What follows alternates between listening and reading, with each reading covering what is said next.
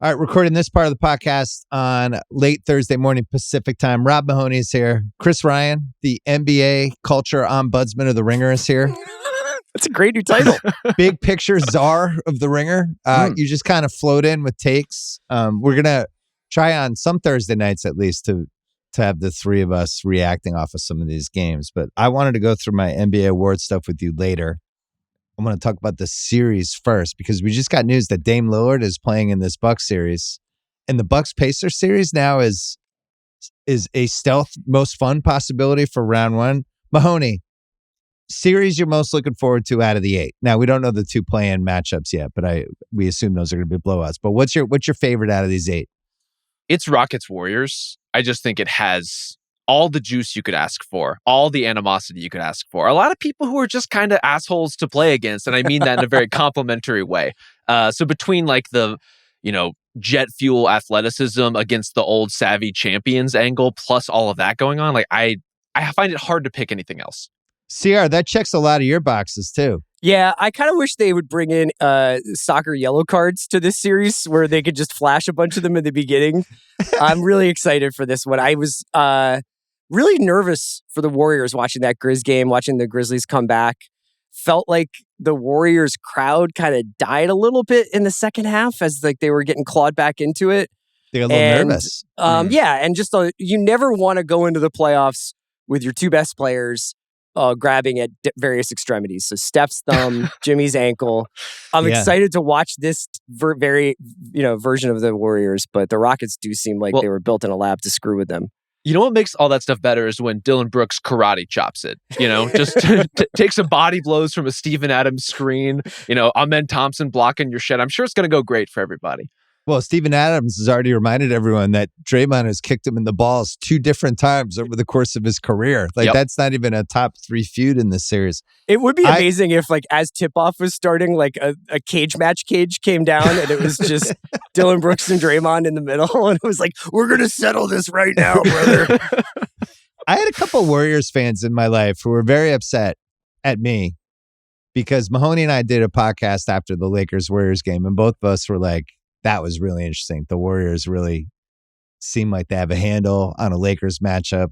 We liked what we saw. Like that team makes sense to us as a win multiple rounds. And then after that Clippers game, I expressed real concern like that they didn't totally look like they knew who they were again. And Zach and I talked about that on his pod on Monday. I didn't even know about the Kuminga benching until the next day. I thought he was hurt. And it just seems like they punted on Kuminga. And this is, Rob, a different team than they were when we did that Lakers-Warriors pod, where I thought Kuminga, I think he brings them something extra athletically, physically, just as a bigger body. If they're playing Kawhi Leonard, LeBron James, against Houston, who has a bunch of physical wings, it just seems, and they're going to play a big lineup. It just seems like you need them. But the Warriors are done with them, and now I feel like they seem really small in this series. This is a classic small ball, big ball kind of matchup. I'm way more worried about them than I was 2 weeks ago. Is that recency bias, or what do you think it is? I think they've kind of always been that team, and they've shown some of those limitations as far as, how much do you trust Golden State in the half court? The good news is probably you trust the Rockets less in terms of executing their half-court offense. And so this matchup works for them, but I agree with you. They're very small. The Kuminga element is such a perfect encapsulation of the Warriors, who I think at every turn have prioritized rowing in the same direction, philosophical alignment, as opposed to, what's like the other counter element that we can bring in to give us a different speed, a different punch. Other coaches, other teams, other structures might welcome a Jonathan Kuminga type under those circumstances. Yeah. But also, is he really the answer? If you're struggling with a LeBron, or you're struggling with a Luka, or one of these teams that have big wings at any point in the playoffs, if you're struggling with Tari Eason for that matter, is Jonathan Kuminga really the solution? I'm still a little skeptical of that, even though I respect the talent. Or was he the best possible solution out of all the other available options they had? But they, CR, you mentioned the Curry injury possibility, Butler, just the fact that it's an older team and you have this young, hungry team of pit bulls going against them that also has home court advantage. I can't figure this series out. What are you looking at on? You could tell me at the end of this series that this was like a version of like the early great Thunder teams that came out and just ripped the Spurs apart. Like where they lost the first two and then wasn't that they won the next four after losing two to the Spurs. You could also tell me, right? And you could also tell me that this is too much too soon for Houston and that Wiley, Wise, Golden State are going to carve these guys to pieces. It feels like a real clash of the Titans to me, and in terms of like the two coaches are both awesome. I think that everything offsets itself. So there's like, you can't say that Draymond and Jimmy are going to mentally dominate the Rockets guys or like trick them too much, because the Rockets have plenty of guys who are just like, I live this dark arts shit too. Yeah. So it's going to be like one of those, like, I don't want to miss a single moment of this series. I'm sentimentally hoping for Warriors to advance just because love watching Steph in big moments. And I feel like the Rockets are going to be around for the next 5, 6, 7 years. Yeah, there's some NBA historical stuff with this series that makes me nervous for the Warriors. One of the things that makes me nervous is Tuesday night, they got 75 points from Steph and Butler, right? That's about as good as those guys are going to play in a big game. And they barely beat a Memphis team that doesn't play defense, right? So you look at that and you're like, all right, that's your best case scenario. If you're not playing Kuminga, you have no other wild cards for points. Kind of need those guys. Maybe you'll have some variance with some threes. Yeah. For the most part, you need Butler and Curry to be between 60 and 65 points realistically. And Butler's not, in the playoffs, he's been a little different as we've written about. But, it's a lot of points. It's a lot of points to make up. So unless it's a rock fight from Houston's side, I really worry about the upside of Houston if I'm a Golden State fan. Oh, sure. That is there another level this team can go to? What is Amen Thompson going to be like on a giant stage like this where it's like, hey, shut down Curry. Make this your goal for 2 weeks. Take this guy out. What happens if they're just throwing big physical swings against Butler over and over again? And then the offensive rebounding and the big boy lineups, Şengün, Draymond trying to guard Şengün. This to me is a series where you could tell me they have those bets where you can bet on any outcome on FanDuel. Like Houston in 5 is plus 790. Golden State in 7 is plus 530. You could give me any of those bets. And I'd be like, yeah, I could see it. The Warriors sweep them? Sure, maybe. Rockets sweep them? Yeah. All right. Warriors are minus 166 favorites, Rob. Did that surprise you? Because Rockets have home court. It doesn't surprise me. I think I take everything you're saying about the physicality, the athleticism, and I want to reinforce like both of these things can be true. The Rockets have had an amazing season that has been super fun to watch in terms of a young team that's just well ahead of the curve. But if you are a young team that's ahead of the curve, I don't want to see a Steph Curry in a series, a Jimmy Butler in a series, a Draymond Green in a series. Like there's a level of collective savvy there, especially between those three, that has been so comfortable and so natural. Like we've seen them run these just seamless 3-man actions. As if they've been playing together for years. And that's where I think you get some of those random points, right? If those three guys are in concert, Quentin Post is going to spring open for some threes. Gary Payton's going to, go baseline for some dunks and get some cuts. Like you're going to get random points out of that stuff because the Rockets eventually are going to freak out. And so it doesn't surprise me that the Warriors are favored, despite being, the undercard in the series. I just think there's so much respect for them. And there's so much even sentimental value, as you were saying, Chris, like, a lot of us kind of want to see it, and I wouldn't be surprised if a lot of bettors kind of want to see it. Yeah, I don't want to be in a world where the Warriors made that Butler move a year too late, which is entirely possible. But I want to believe in another Warriors run. And it's kind of funny with the NBA where the season of the team that I cheer for like exploded on takeoff. So what team is that? I forget. Who's your team? I have been sort of roving around, but like this is almost like previously on the Golden State Warriors, things were going fine. So I need you guys to level set for me. Like, I don't really remember the fourth best player on a team getting benched going into the playoffs. It's not good. Well, you mentioned some of these young guys, the Rockets, that we don't know what we're getting.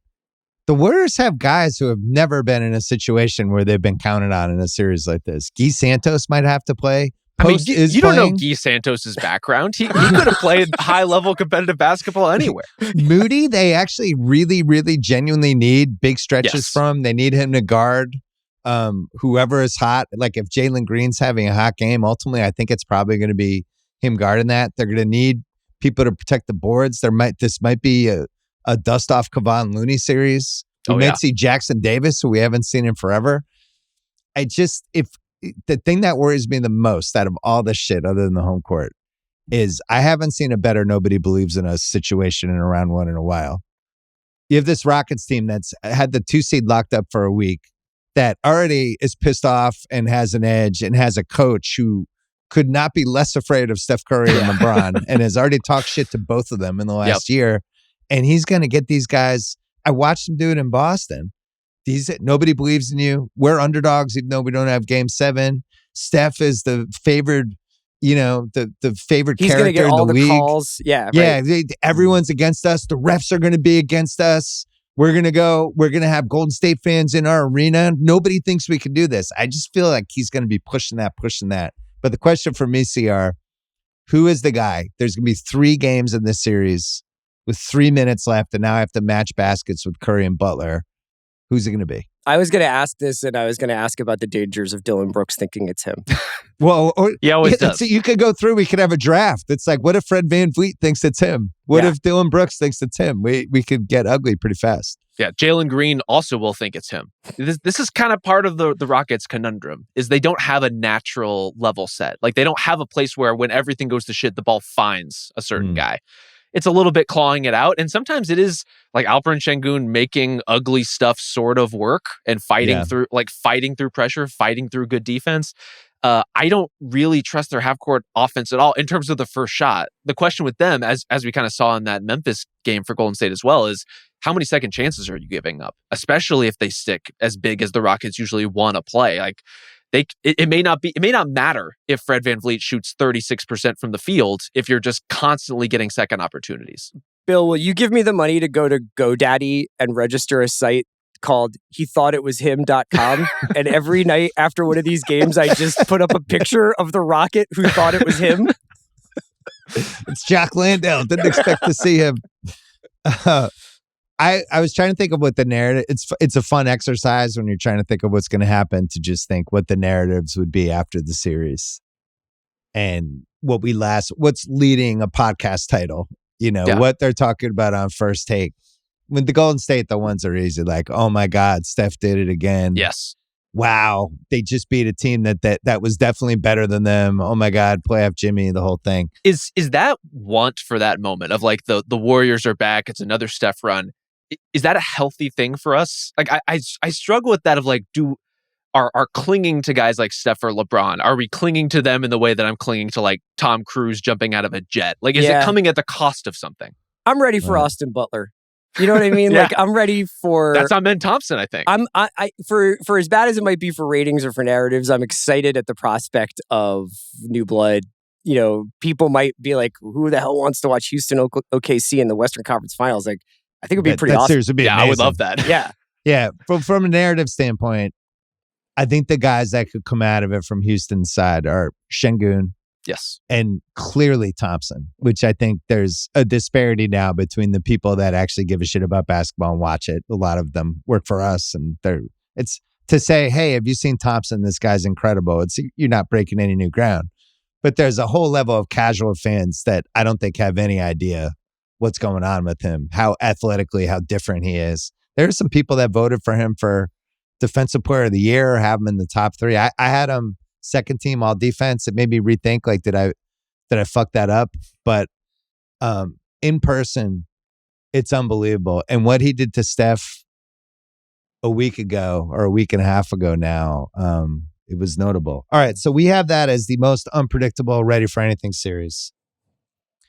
The other one I would put in that category, guys, is Pacers Bucks with Dame playing.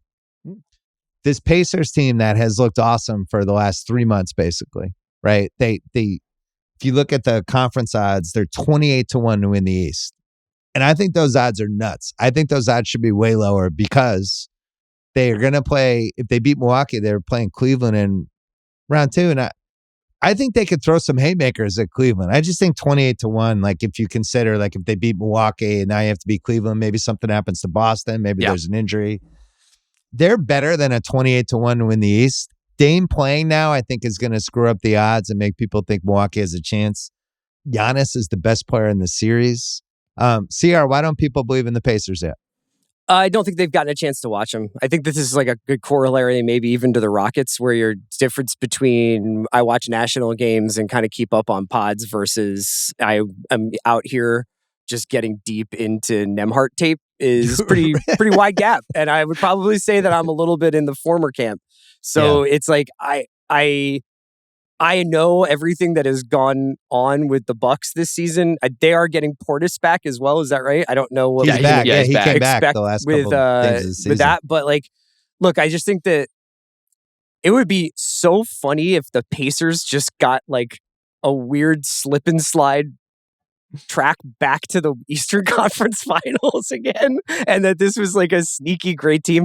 I do think best player in the series has got to be Giannis, and I still think I'm kind of leaning that way. Yeah. I mean, the So Dame element. that's your take. Giannis is the best guy in the series. Well, you want a big picture. Yeah, that was a big I'm one. also not a cardiologist. Like, I don't know what's going on with Dame's like this blood clot thing. It did make me a little nervous though. Like, no, now he's fine. Yeah, Thing went away. It was miraculous. But yeah, it's definitely a mark. Do you think Indiana is underrated or properly rated, Rob? Underrated, almost perpetually. But I think some of that is the struggling out of the gate earlier in the season, the skepticism that Chris is talking about in terms of, like their playoff run last year, I think felt so fluky to a lot of people based on the injuries in the field, based on some of the opportunities in front of them. It felt blazery. Yeah. It felt a little blazery. I think that's fair. But I also think they seized every opportunity in front of them. And I think they've continued to do that and really righted the ship, not just offensively, but defensively. So I am happy to be neck deep in Andrew Nembhard tape and to be an advocate for the Pacers here on a national platform. I think they've been really, really good. I think they're better than most people realize. And I think ultimately more balanced than most people realize between the depth and the defense that they've played over the back part of the season. They're just a really good team, top to bottom. My biggest issue with them is how stupid they are at the end of games sometimes. Yeah. They're my number one draft pick for, I can't believe you guys just lost that game. They had to have been the number one team that you would say that about this year. And I was looking at like some of the odds with them, like to sweep the Bucks, it's plus 920. And that's insane. They're not going to sweep the Bucks. They're better than the Bucks. They could just put 4 awesome games together, and Giannis could have his 35 and 20 in a game, and they could still beat them if they shot well. I think there's too much 3-point variance with them. The Bucks are plus 490 to win in 6 and plus 540 to win in 7. And the scenario that would scare me if I was a Pacers fan is you lead the series and you're like, how the fuck did we lose that series? We were up 9 in game 1. Mm-hmm. We turned the ball over 3 times. All of a sudden, the Bucks are down 2 and Dame hits a 3 and we just blew the game. They do this shit over and over again. And this is one of those, I don't know if I'm even touching the series from a gambling standpoint. I mean, I don't know what to expect. I don't really want to bet against Giannis because Rob, he seems like he is like been pushed to the edge. He's John Wick. My dog has died. Yeah, but you can't tell whether it's Keanu Reeves being like, I keep getting injured on these movies. This needs to end. Yeah. Right. Or if he's like, you fucking woke up the Baba Yaga. I'm back. I'm here to take my cornerback. And like that's where I think the Dame return is such a huge deal. It completely changes the matchup. It also changes it from I am a battered man who had to carry this team over the finish line for the back part of the season. I'm dragging like Ryan Rollins on offense to make this thing work. Yeah. And now you have potentially a really potent shot maker returning to the field. I thought before the Pacers were going to win in a fairly short series. Like I picked Pacers in 5, thinking Dame was not going to play. Him coming back at some point buys them time. I just don't think they have enough kind of secondary and tertiary answers. Like Dame, in whatever state he's in, is going to be out of shape, out of rhythm, coming back into it. Already has had kind of a weird season in terms of the actual impact he's making on the game. And beyond him, you're like, I'm really living and dying with Kyle Kuzma here. And that's not something that I like to do personally, but live your life. I think that was that a Michael Mann movie in the 80s? To live and die with Kyle Kuzma?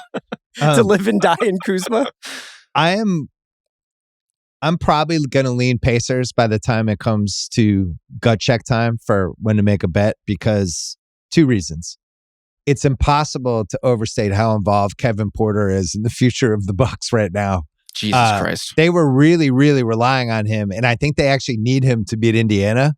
And that is such a wild card for so many different reasons. And he also needs the ball and, to integrate Dame back into that. And there's Porter. That's one thing. The other thing is something you mentioned about Dame, Rob. The fact that he hasn't played basketball in 3 weeks. This was always kind of a bad matchup for him because the Pacers love to pressure 94 feet. Yeah. And they love to just bug people and make them work to bring it up. And it's like, oh, you're going to have Giannis bring the ball up, or we're going to guard him almost the whole court. And I think they're going to try to put Miles on Dame. And I think you're asking a lot for him to just be like, hey, I know you haven't played in a month. I know you're on this blood thinner medication. Oh, by the way, we're going to be pressuring you this whole game and attacking you on defense.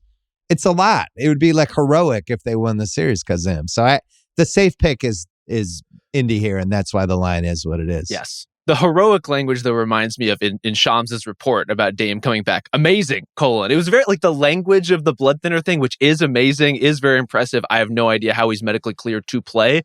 The framing of it from Shams, with all due respect, was a little bit like Trump's annual physical to me. That was the kind of vibe I was getting about like everything's great. The healthiest man in America. Right. Mildly 4.5% managing body fat. Narratives coming out of this one, CR.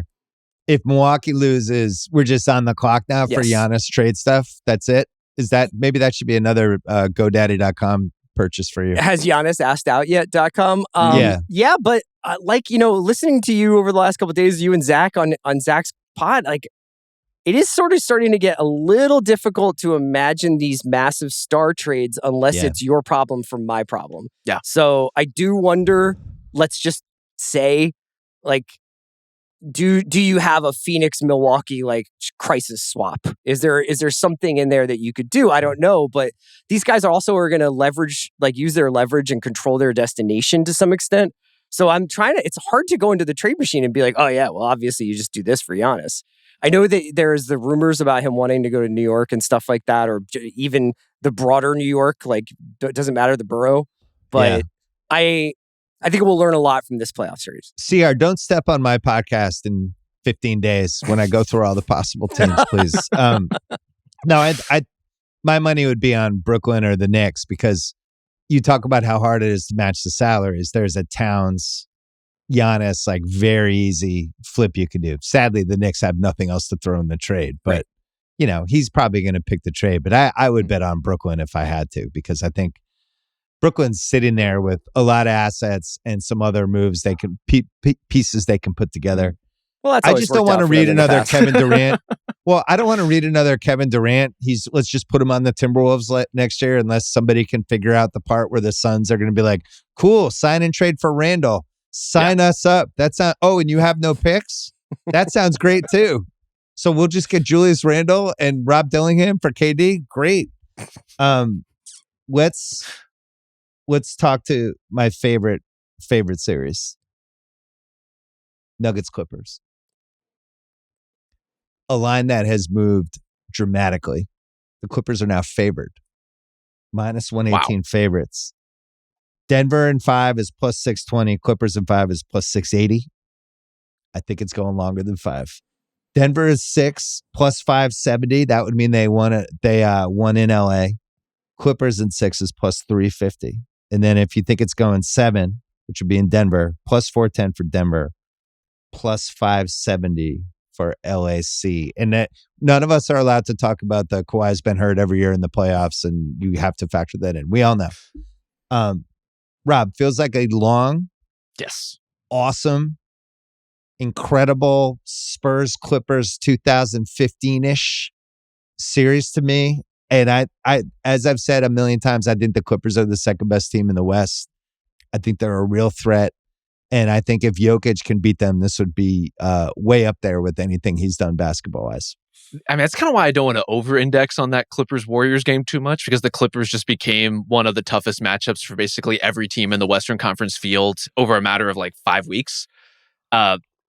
They're a really tough Jokic matchup. Like, Zoo plays him pretty well. I think gives them a chance to play it honestly if they want to try to do that, and I suspect they will. This feels like a temperature check series to me on how you feel about Jamal Murray and Michael Porter Jr. Do you like long term? Well, yeah. long term in particular, but even within this series, like we know Denver's depth is an issue. We know that they're not like once they go beyond their 7th guy, even sometimes their 6th guy. To be honest with you, things can get dicey. But if Jamal Murray isn't fully healthy and he's kind of inching his way back and more or less playoff Jamal Murray, they're going to have problems. And if Michael Porter Jr. has those games where he's a little spotty and the shot isn't hitting and all of a sudden he has 11 points in a mostly ineffectual game, that's a huge problem for Denver against this Clippers team that all of a sudden just has all of the pieces to put it together. You didn't talk about their bench. I'm trying to talk around it. I'm trying to be nice. Well, it's going to be the top 5 guys on the Nuggets are going to have to play 38 to 41 minutes a game. Yeah.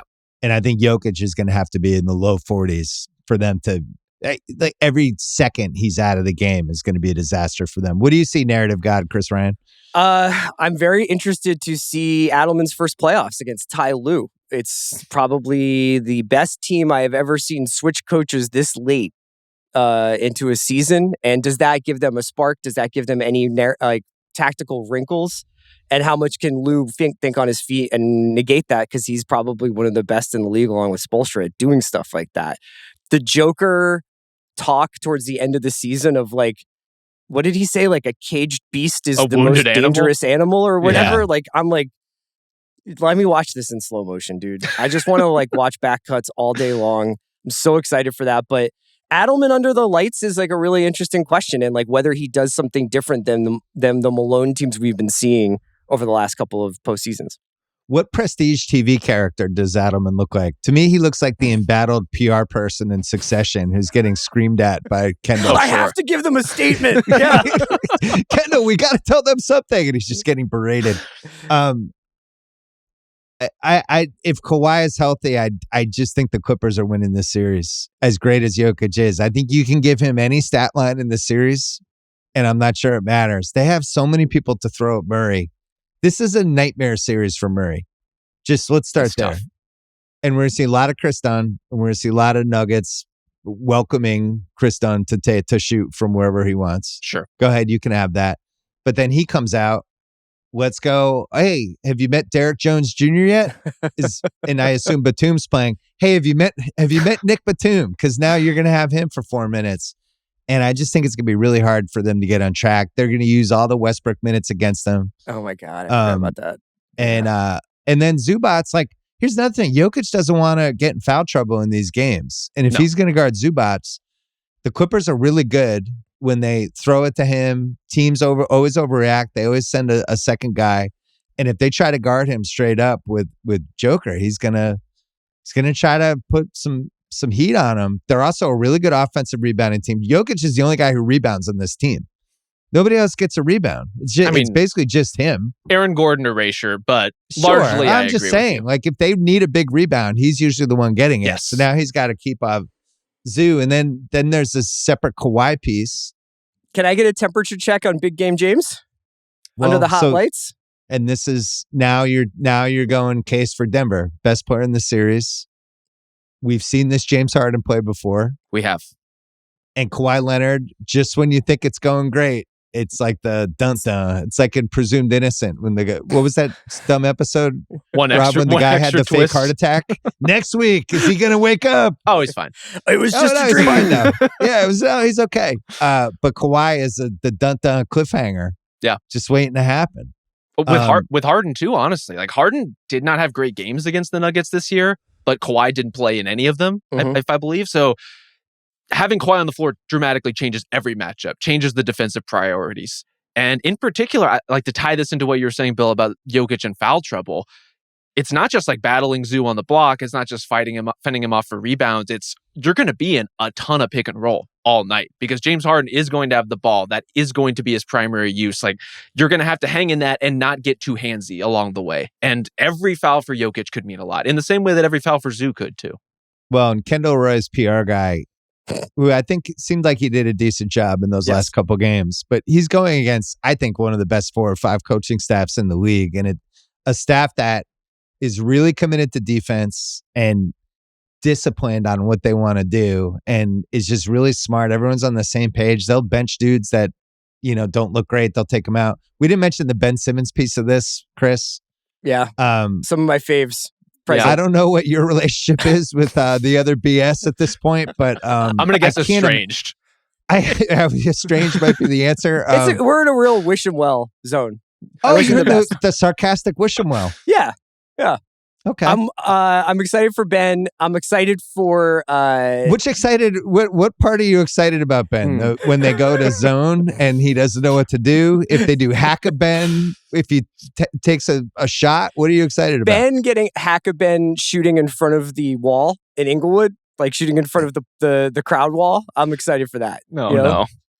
My guess would be he gets phased out of this series as it goes along because I think there's too many unplayable things about him. The other thing with all the rest, Zubats always plays big minutes anyway. Yep. And it's gotten to the point with him where if he's out of the lineup, you really feel it. But and they get away with playing Batum at the 5 sometimes, especially the non-Jokic minutes are such a wild card in terms of what kinds of fake centers you can throw out there. I don't see a reason why that has One to work other that thing, way. guys, I got to mention this. They really have a home court advantage now, the Clippers. There's real energy in that arena. Denver's not going to have a lot of fans there, but it's not swinging games. It's never going to be the 80s again where you could just put 5 loud people behind the bench and just have them berate people with But they were the only for 5 people there. Yeah. Right. Now it's, there's just a nice energy to it. So if Can we're I ask talking you- narratives, go.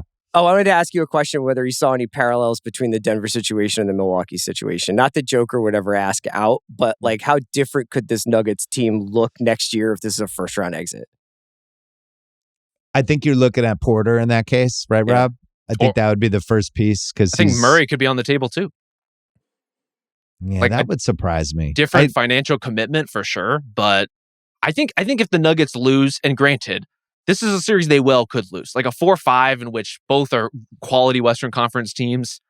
It's not like a disgrace to lose to the Clippers, but clearly this is a team operating with incredible urgency that sees some pretty dramatic changes in its future. Why not trade Murray or Porter as a part of that if you think the outcome is disappointing? If you think those guys can't take you anywhere, then you got to start somewhere with the actual roster. Yeah, well, if you can't get through this series, that should tell you got to do something here. Well, because when they fired Booth and Malone, you could read that as white flag. We're getting ready for next season. I have my eye on another GM who might become available soon or is in the mix. Whoever, and coach, and the same thing for coach. And then I think they kind of had a little bit of a dead cat bounce where they're like, "No, we're not dead yet. We're fine." And like we're still frisky, and it's still Jokic. So it's kind of weird. It's like on one hand, I'm like, are you guys playing out the string, or is this I don't think they were doing that at all. I think this was bad for a while, and I think they wanted to do it a couple different times, and they would just win a game right when they were about to do it, and I just think they stared at it, and at some point we're like, this is actually going to sink our season if we don't do something. Everything's this is coming our up last cronky, chance. man. Arsenal just beat Real Madrid in the Champions League. It's got the magic touch. So for narratives, for the Denver side, it'll be like, well, Jokic, I thought you'd think he's the MVP and he couldn't even get out of round 1. Like, I promise you, if they lose to the Clippers, Jokic there will be no shit on his feet. It will not be him. The Clippers will win despite Jokic. He's one of the best playoff performers in modern NBA, if not overall NBA history. And he also just had one of the best offensive seasons in the history of the league. Yep. I think there's the Murray Porter question from the Nuggets side, then who's going to come in, all that stuff. On the Clippers side, if they don't win, then it's a James Harden, he fooled us again. If Kawhi can't play 7 games in a row or 6 games in a row, he fooled us again. I think those would be the 2 things that came out of it. Let's take a break. Wanted to mention one other series to you, and then I'll do my NBA awards for you guys.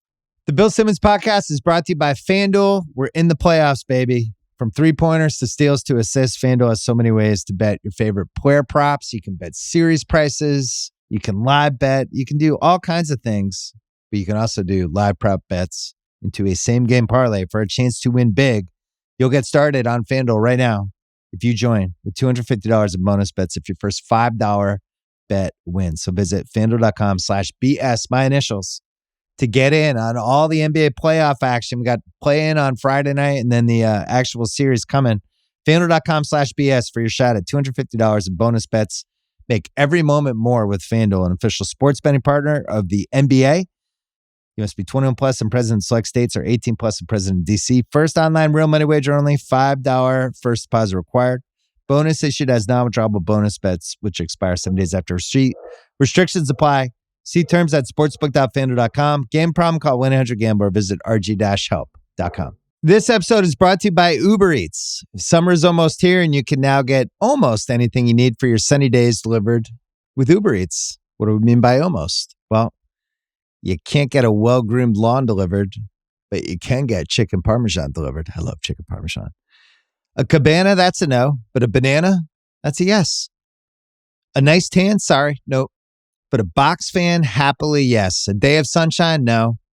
A box of fine wines, yes. Uber Eats can definitely get you that. Get almost anything delivered with Uber Eats. Order now. Alcohol in select markets. Product availability may vary by region. See app for details. All right, we didn't talk Lakers T-Wolves. I'm really proud of us. On ESPN, they would have just led with that. And we could have done a GOAT conversation about LeBron and then done that whole thing. We don't have to do that here. We led with Steph instead. You know, we're much nobler. We're so much better. We did the artsy. We did the Independent Spirits Award version of the same segment. Aubrey Plaza was hosting this podcast. Hosting this first segment, yeah. Adam Scott came in.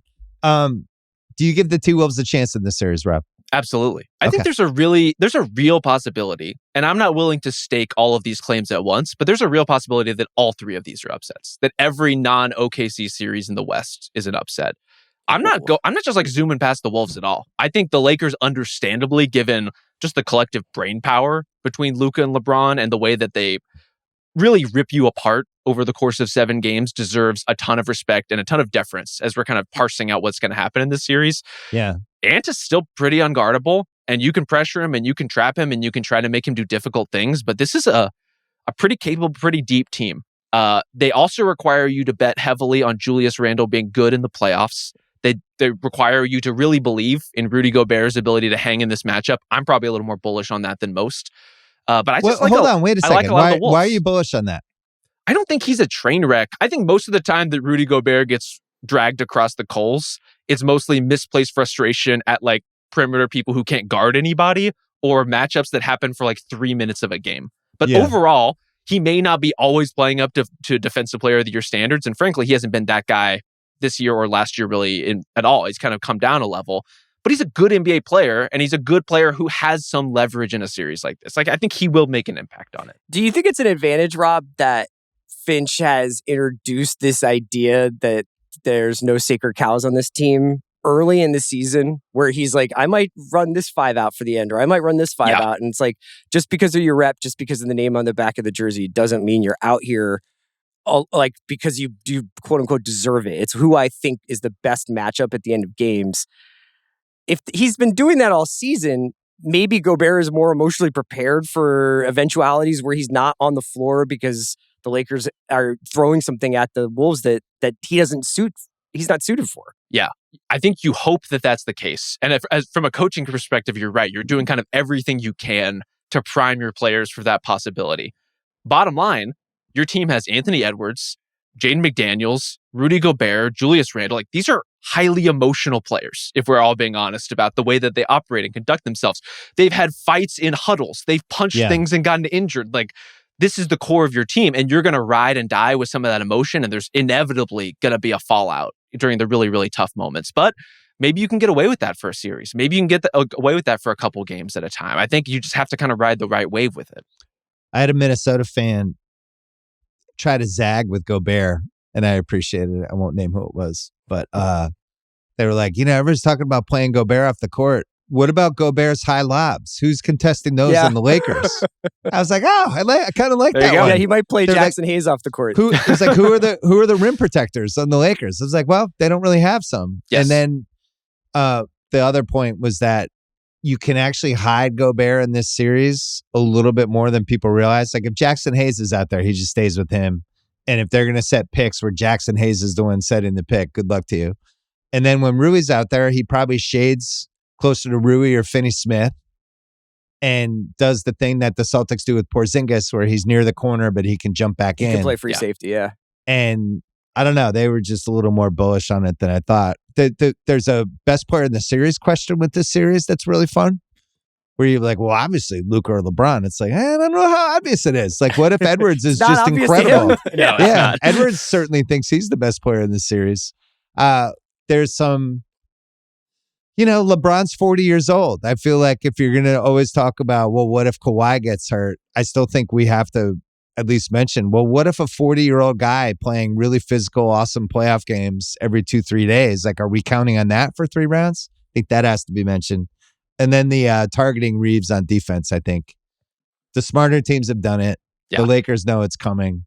How much of that they're going to do it. I think it's an awesome series. If you had to pick, who are you picking, Rob? I would pick the Lakers, but I think it's going to be long. Like, I'm very tempted to pick like a Lakers in 7. CR, do you think Minnesota, you think they get 30% of the calls this series? 28%? Where would you put it? Yeah, what's the circuit breaker? What's the lowest amount of calls they could get before Yeah. the NBA breaks? I think 30 is a nice number. I'm going with the Wolves. Go with the Wolves. Yeah. Hell yeah. Yeah.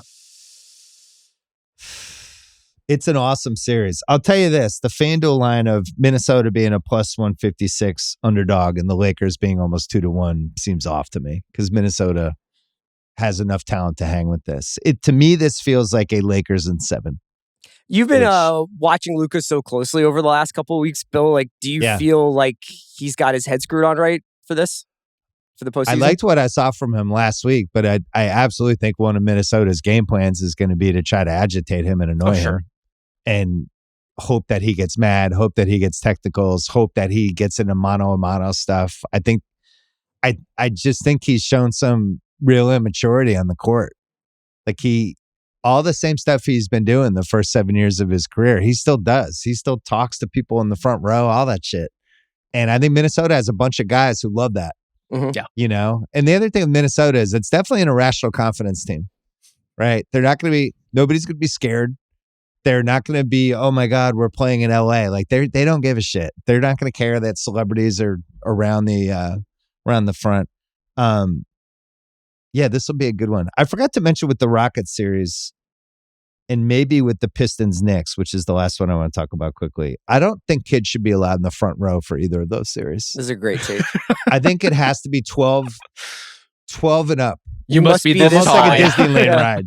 Yeah, if you're 9 and under, you don't get to sit. Knicks Pistons, I almost think that's like an NC-17 movie. You have to be 18 and older to sit in the child front services row. should be called if you've got like if a you bring 6-year-old. your 6-year-old kid to Knicks Pistons and that kid gets trampled by Ron Holland during like a massive brawl, I don't feel sorry for you. I don't feel sorry that your kid broke his wrist when he's 6 years old. You should not be in the front row for that series. Counterpoint to this, that'll build character.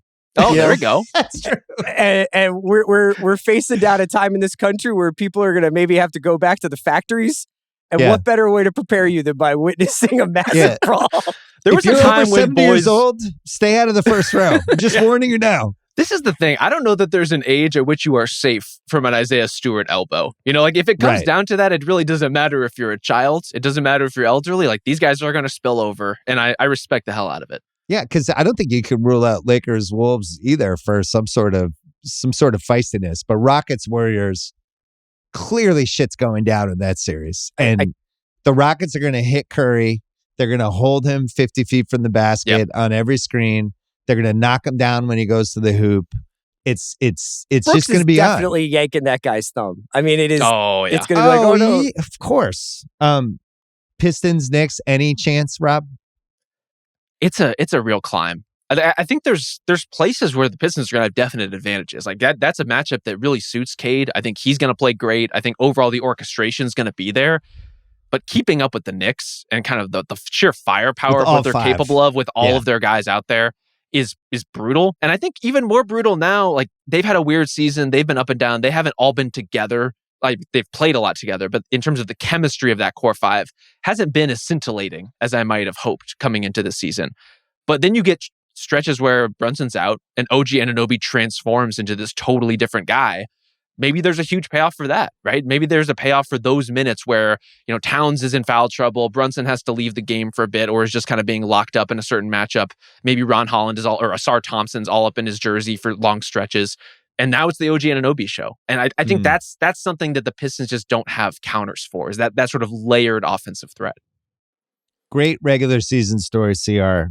Yeah. I think this is probably where the train gets off and maybe they win one. I think Knicks in 4 at plus 520 or Knicks in 5 at plus 270. Those are probably two of my favorite bets. The one question I have with the Knicks, can Tibbs figure out a way to, like, could Brunson end up with a minutes per game in this series of like 48.2? Like if there was like an overtime. Yeah. Are all 5 guys going to be in the 40s every game? Because Brunson there's like 2 days off between games. Yeah. Brunson has to do halftime entertainment. Does he have to do the red panda? Yeah, he has to go out there and spin plates. I just want to say I was always a big Cade Cunningham fan, and I was really worried that his career was going to kind of get basically torpedoed by the institutional malaise of the Pistons. Yeah. So to see this turnaround is really cool. I hope that everybody, because it's the Knicks, it's New York, there's going to be a ton of people watching this series, just inevitably, that it's a great platform and he goes off no matter what happens. I think the Pistons definitely get one at home and it's a feel-good story. And I think it's a cool platform to introduce a new star to the league. Yeah. Rob, are you watching Institutional Malaise on Paramount?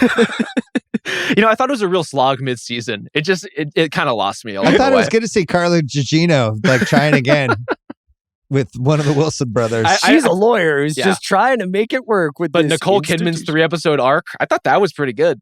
We should create a video show for the Ringer-TV YouTube thing where we just list 4 shows and 3 of them are real and 1 is made up. And then the viewers have to guess which one we made up. Because I think it would be near impossible at this point. And Apple will have some shows where I'm just like, wow. Yeah. What is that? That was greenlit?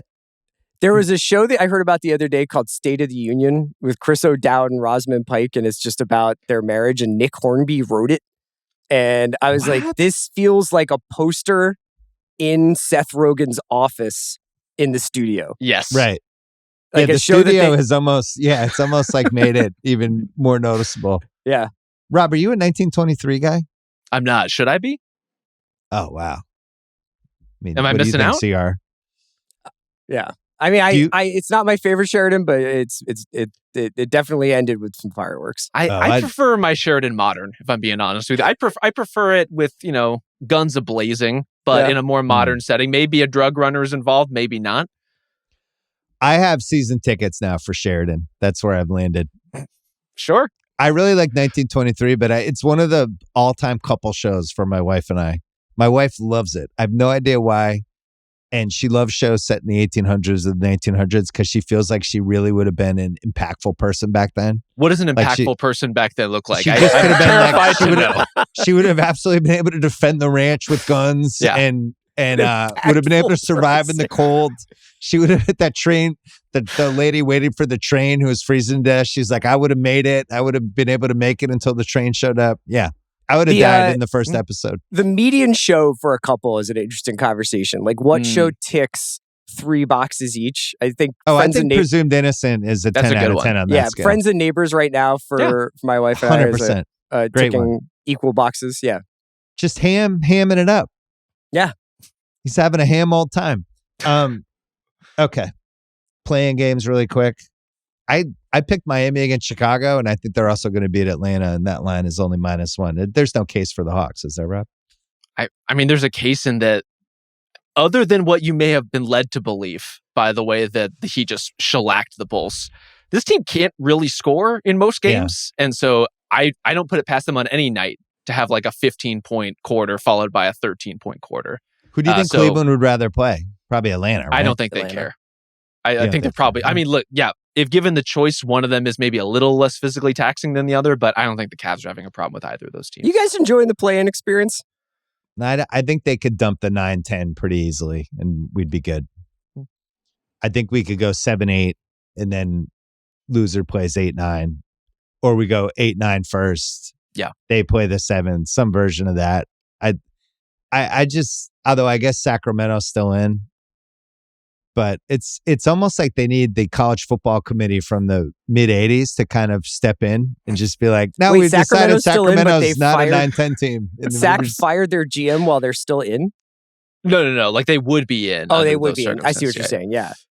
No, it's just, You see those games. There was one good game out of 4. I think they're probably hoping there's 2 good games out of 4. So one's pretty tough. I think year to year, it's just impossible to know. And so they keep the option open for the most possible good games. And some junk is going to filter in. Like, we're just going to have to sit through it, I think. Yeah. CR, I know about 3 weeks ago, I heard through the grapevine, you and your financial team bought some Nico Harrison stock, the lowest possible level. You're like, I'm going to bet on this guy. A lot of connections, did some great stuff in the shoe industry, made some good trades, pulled the Mavs to the finals last year. The stock's never been lower. I'm going to invest. And then Dallas looks awesome last night in the play-in game. How are you feeling about your holdings? I'm the Charlie Munger of buying into front offices. I find it incredibly funny, with all due respect to our former colleague, Jason Gallagher, who's really going through it on social media about the Dallas situation. Yeah. It was just kind of like, of course they're going to get into the playoffs, and we're going to keep having to talk about this. I still think obviously it is a historically bad trade, but AD's good. So. Yeah. I don't know. Nico Harrison said they were a championship level team for 2.5 quarters. Like, what more compelling evidence do you need? Yeah. Well, my question is, if they do, there's 6.5 point underdogs in Memphis, and to me that game's a toss up because I could just see Davis going nuts in that game. If they did get in the OKC thing, 1-8, and then Davis goes nuts in the first game, and it's the most fun random scenario none of us would have expected. Like, oh my God, Dallas is up 2-1, and Nico's like, "Fuck all of you guys! I told you, if we had Kyrie, we'd be winning this thing." All the Mavs fans are wearing Joker masks and kind of like, oh my God. Cool? How am I supposed to feel? Rob, who do you think OKC, I know they don't care either, but who would they rather play? I think they'd rather play Dallas. I think they'd rather play the team that basically doesn't have functional point guards, that's starting Najee Marshall out of necessity, that's running Brandon Williams out there, who's played relatively well, but there's a reason why when you play against anyone who's not the Kings and you're the Mavs, you struggle to get the ball anywhere it needs to go in the half court. They just don't have enough, not just spacing, but the floor balance is kind of busted. They don't have enough playmaking in general right now. I think that would have been the case even if Kyrie was healthy, to be honest with you, but it's especially true now. Lou Dort's going to be like, I don't know who to guard. Who do you want me to shut down? Oh, these guys are mediocre. I want Dallas to keep winning because I think it would be hilarious. But yeah, this worked out unbelievably well for OKC, and this is why you get the 1 seed, and this is why you did. All right, before we go, I wanted to do my awards that I handed in on Tuesday. Not expecting. I thought I had a little more time. I thought so too. But they asked for it on Tuesday. I think they didn't want the play-in game. So I'm gonna tell you what I did, and you guys, I don't think neither of you guys know anything I did, right? No. Okay. I can guess based on some of your more recent podcast appearances. Coach of the Year, Bickerstaff 3, Kenny Atkinson 2. Whoa. Mark Daigneault number 1. Okay. Daigneault's been great. Who'd you have, Rob? I did Atkinson 1, Ime Udoka 2, Bickerstaff 3. But Daigneault's been great. Ty Lue has been great. I think Daigneault in particular, balancing all the injuries that OKC had this season, maintaining an elite, high-effort, high-intensity defense over the entire course of the run, and helping their young players get better. That's just not something that a lot of coaches can do all at once. So he deserves a ton of credit. I was always impressed watching them, how well prepared they were, how hard they played, and how they could basically sustain any injury and it was somehow okay. But the way the young players have grown on that team, and it's got to the point when the trade deadline, it's like, well, I don't know. Aaron Wiggins is good. Why would they? Why do they need like a swingman? Why do they need DeAndre Hunter? Like they have Aaron Wiggins. I just thought he did a great job, and I think sometimes we default toward it's got to be this, like a Bickerstaff or like a JJ. The Lakers only improved by 3 it's almost wins, most improved team becomes coach of the year kind of thing. And I always felt like that was stupid. So anyway, I have that. Clutch player of the year. Jason Tatum, number 3. Look up the stats. Sure. No. Jalen Brunson. He's still only 19 years old, Chris. Jalen Brunson, 2. I couldn't believe how easy this was for me because I actually watch basketball. Jokic is the number one clutch player of the year. Does anyone fucking watch the Nuggets? He does everything at the end of games for them. Everything possible. How is he not clutch player of the year? Because this award is kind of bogus. That's a ridiculous award. They should get rid of it. It's reliant on how you parse 12 shots. Like that. Right. That's what the clutch player of the year is. We talked about other possible things that could, Russillo and I, that could go in for this award because I hate the Kia Clutch Player of the Year and I think it's stupid. But it could be an award like the Kia. I'd really given up on you, but you kind of won me back over, Player of the Year. Like, I really think they should have something like that. Or I really thought you sucked, and it turns out you don't. How do you think Kia would feel about that? Yeah. Well, yeah. Does that fit on a poster for them? Yeah. Sixth man of the year, Ty Jerome third, Peyton Pritchard second, and Malik Beasley first. And I can't believe Pritchard was favored for this award all year. What Beasley did all year, clearly the sixth man to me. He didn't start really ever. He scored 16 a game. Kurt Goldsberry did a thing on my pod about how he's basically Klay Thompson for them this year. It's been really good. And I just thought it was a no-brainer. Who'd you have for that, Rob? I had Pritchard. I think Pritchard does a lot of what Beasley does at a more or less similar level, not quite the 3-point volume. What Beasley's doing is pretty exceptional in that way, but a great 3-point shooter himself, plus holds his own defensively, plus drives offense off the dribble. I just think he's more versatile than Beasley at the end of the day. CR, my thinking was if Pritchard disappeared for 25 games, it would suck, but the Celtics would have been fine. If Beasley disappeared, I think the Pistons would have been in major, major, major trouble because they actually ran real offense for him throughout the game. Also, if you had picked Pritchard, most people would have thrown their phones into a river by now. Well, look, man, I really care about these awards. I try to do the right thing, even if it's at the expense of Pritch, please. Please tell me that's not a thing. That's T-shirt in Boston. Yeah. Oh. You can look for it. Pritch, tastefully done, I'm sure. I didn't Pritch, see that please when we is were the there. hottest selling T-shirt in Boston. Not a lot of Pritch, please shirts at the Coolidge. I could get you one, CR. Thanks, please. I'm a medium. Rookie of the year, I went Castle 1, Risache 2, Edie 3. Castle did enough, I feel like. He was out there. Any arguments, CR? No, I mean, the Castle thing is just so exciting to imagine him with a healthy Wemby, Fox full offseason, and then maybe an addition that they make in the offseason. Like, it's really cool. He's like a perfect winning basketball player on that team. I'll skip the rookie first, second team. Most improved. I did Kamara on Portland, number 3. Really? I thought he was stunning. I mean, he's been great, but he's kind of always been great at those things, though. I really took this one seriously and looked at everybody's because I wanted to do Reeves and I looked at last year's Reeves versus this year and it's like, was he really improved? He was good last year. Same thing for Cade. Kamara became, I think, a guy that the other team was like, fuck. That is true. They have this guy. Oh man, this is going to be a hard night for me. So I had him 3. I had Christian Brown 2, just getting thrown in the KCP thing. And then I thought Daniels was the clear number 1. Who'd you have number 1, Rob? I had Zoo actually, number 1. Oh, I looked at him. I just felt like he was good last year and then went up a level, but he's coming up later. He was good, but like I wouldn't have put him this. anywhere close to all defense last year, for example. I thought he was really solid, but now he's all defense. Now he's putting up massive numbers. Now he's still one of the most impactful rebounders in the league, but has taken like an even bigger jump in terms of what that means to a team. I just think he's been incredible. I wanted to put Quentin Grimes number 1 for CR because he almost ruined CR's draft pick. Oh my God, dude. Every night it was like, I was at home in Philly watching a run of games that they had, and he would honestly be going nuclear, and you'd be like, all right, Quentin, roll an ankle. Come on.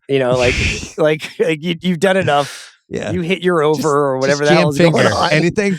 Yeah. Defensive player of the year. Number 3, Draymond Green. Okay, I'm feeling better. I'm worried. I'm worried where you're going, but I have hope. Number 2, Evan Mobley. Oh, fuck. We couldn't get Evan Mobley number 1? Number 1, Lou Dort. Should have known. Lou Dort's I looked great. at it every which way, and I thought it was really hard. And by the way, there's no Wemby this year. So this was like an Oscars year where you just take out Titanic out of 1997 and then try to figure out what Best Picture is.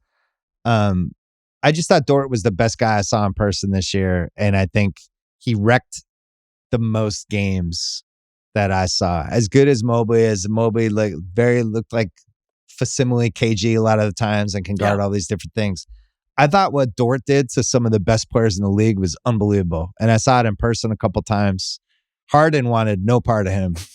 No one does. No, it's just like he's just like this. He's like Revis on the Jets, just like, all right, I'm going to take that guy. You guys worry about what you're going to do. This guy's not doing anything today.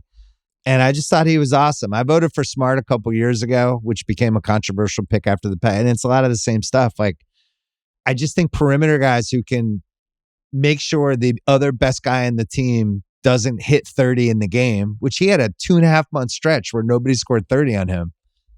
So I had him. So Rob, you had Mobley? I had Mobley, yeah. Bill, where did you have Amen? That was a second team, right? All defense second team? Yeah, that I had him second team and I'm already regretting it, but I'll tell you what I did for so I had first team all defense. I had Mobley, Green, Dort, Dyson Daniels. I felt like had to be the poke check shit he was doing. Nobody's done that in 40 years. I've never, and the one thing I didn't love about him was the big physical guys. I felt like could overpower him a little bit, but everything else was there. And then I put Zubac's first team. Yeah, why not? Yeah. I thought their whole defense is anchored toward funneling people to him. The rebounding, which I think should matter at least a little bit in all defense, protecting the boards. And I like to have my teams look like a semblance of a team. I know these are all fake teams. But they're extremely fake. They're extremely stupid and fake. But I like that. I want them to look like a team. So then second team, Kamara, Anunoby, Amen Thompson, Jalen Williams, and I had Giannis over Gobert. I just feel like we skip over Giannis every year with all defense for some reason. Then you watch these games and he's all over the place covering JJJ everybody. not on either then? Neither. Damn, none. I think he's in the group that could have like a first team argument. I think, it's on that borderline where you're either going to go Amen, Jaren Jackson, Zoo, someone in that category. But I think he's got to be there. I think he's got to be their second team. Counter? Sorry, go ahead. Stay in the fucking court. I've watched too many games where he does the dumbest foul. He did it in the playing game. He does dumbest fouls at the worst time, and I think that's a huge part of this. Zubac stays on the court. That is true. Zubac is like 2.1 fouls a game, and Jackson he'll have any big game, and watching the playing game, I'm sure it'll be the same thing. He's always lingering around foul trouble, fouling dudes 20 feet from the basket. What do you have, CR? I was just going to say, in honor of your Kia, I thought you sucked, but you actually impressed me this year. Award or changing that title. I think we could do the Kia. I like watching you play defense more than I like watching most guys play offense team. Yeah, and now we're talking. The Kia reps are just popping off right now. I like watching Amen play defense more than I like watching like 80% of guys play basketball. Yes. Yeah. I mean, it would be a weird award to have athlete of the year in the NBA, but for me, he's athlete of the year. That's the over and over again when people see Houston in person, they're like, Jesus. It's really jarring. What happened to this guy? Okay. All NBA first team, Shea, Jokic, Tatum, Giannis, Mitchell. You knew those were the five. Second team, Edwards, Curry, Mobley, Towns, LeBron James. There's some cases against LeBron because of the net rating, Rob. Like he had a minus 1.3 net rating on a team that won 50 games. Do you care about that stuff when you look at votes? I think you have to flag it and kind of kick the tires on it. But ultimately, you circle back to the fact that this is LeBron James. And you can see so much of the impact he has on the game. He's not a subtle player. Like he has the ball a lot. He makes incredible plays that no one else can make. I think it's worth looking at, but the Lakers rotation has been so funky all year. I think there's just a lot of noise in it, to be honest with you. Yeah, and CR, I was like, it was just a goofy season.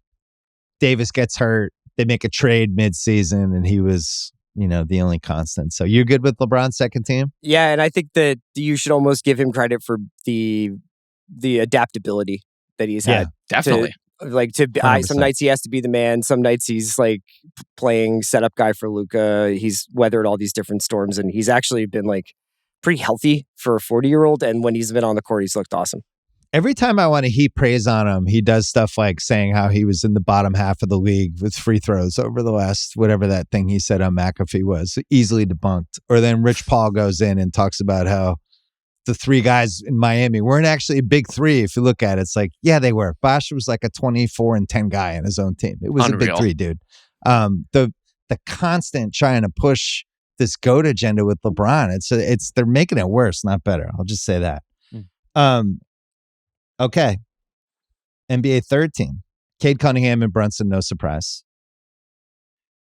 The last three spots were pretty divisive all over the place. And a lot of people had Halliburton and Jaren Jackson here. Neither of them made my list. Come on. Why? Jalen Williams, OKC. Sure. Yeah. Zubats. Okay. I put him on.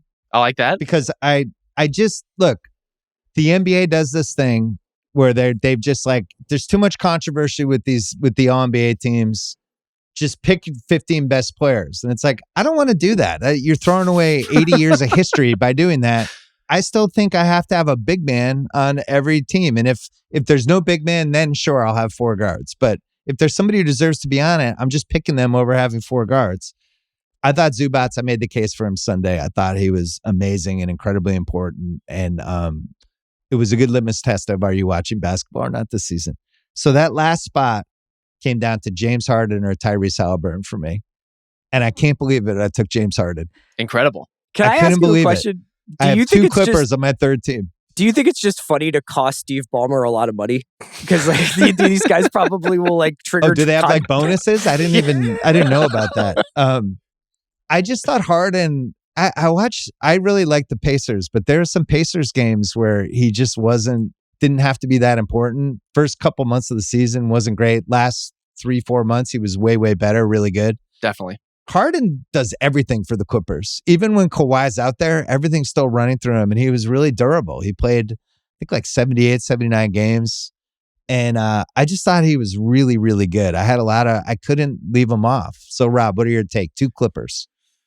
That's a lot of Clippers, even for a great Clippers season. Especially at Halliburton's expense, it will surprise no one, given my Pacers advocacy. Yeah, I know. That I have Halliburton. I actually have him on my second team. Wow.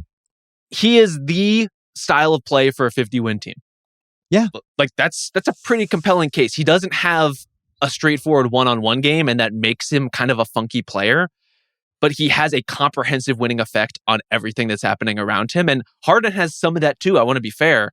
Like, Harden handling and shouldering as much as he did is what lets you play Chris Dunn as much as you do. It's what lets you play Derek Jones Jr. as much as you do. It's what lets you get away with all these other guys slotting into their roles.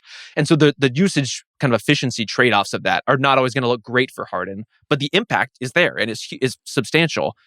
But him and Zoo over Halliburton, I think the only way to do it is to do what you did, which is construct an entirely new set of rules by which you need to put a center on the team to make it look like an actual basketball team. Yeah, and if it was going to go, hey, do whatever, then I probably would have done Halliburton and Harden. But I genuinely think Zubats deserves it. Those are the rules, are do whatever. Yeah, but they're not his rules. That's true. Look, a man's got to have a code. Rob, those weren't the rules in 1973. Those weren't the rules in 1997. I'm trying to move America forward. No, we're trying. Bill's keeping the positions of all NBA, and we're going to start smoking inside a restaurant. Then we'll start messing around with the Constitution. All of a sudden, Trump's in there for multiple terms. What could go wrong? I felt really bad about Halliburton. I had basically 16 guys for 15 spots. Jackson wasn't going to make it for me, but Halliburton. So that's it. I'll probably maybe regret it. All right, MVP, last one. I put Mitchell 5. I test drove the Edwards case and I test drove the Curry case. Did you do similar test drives, Rob? For Curry more than Edwards. I think Ant for me is like maybe a slight cut below these guys. Tatum 4. He was 3 for me most of the year, but I thought Giannis, whatever happened to him the last month, was just out of control. And he just had to be 3, I mean, especially when Dame goes out and it just didn't matter for them. So Mitchell, Tatum, Giannis, and then I battled back and forth between Jokic and Shea, and I changed my mind 100 times. And I really don't think there's a wrong answer because Shea had one of the best seasons by a guard probably in the last 40 years when you're talking about his offensive production, the consistency, how he did against teams head to head, what he meant to a pretty young but incredibly deep OKC team, and the fact that they won 68 games. Like I just thought he was an incredible candidate and probably would have taken easily 80% of the seasons, and I think he's going to win this year anyway. I voted for Jokic. I thought it was the best offensive season I've seen since Jordan. Like, for what somebody did game after game, quarter after quarter, all the shit that he did for that team. Not only was he, first of all, to be top 3 in points, rebounds, and assists it's bonkers. I just can't believe, but not trying to pad stats, not doing the shit Westbrook did in 2017 where can you box out so I can get this foul shot rebound, all that stuff. His usage rate's not that high. So if you're going to compare it to Luka last year, like Luka had the ball all the time last year. Jokic kind of has the ball to necessity, but he wants the ball to keep moving, almost like a hockey player.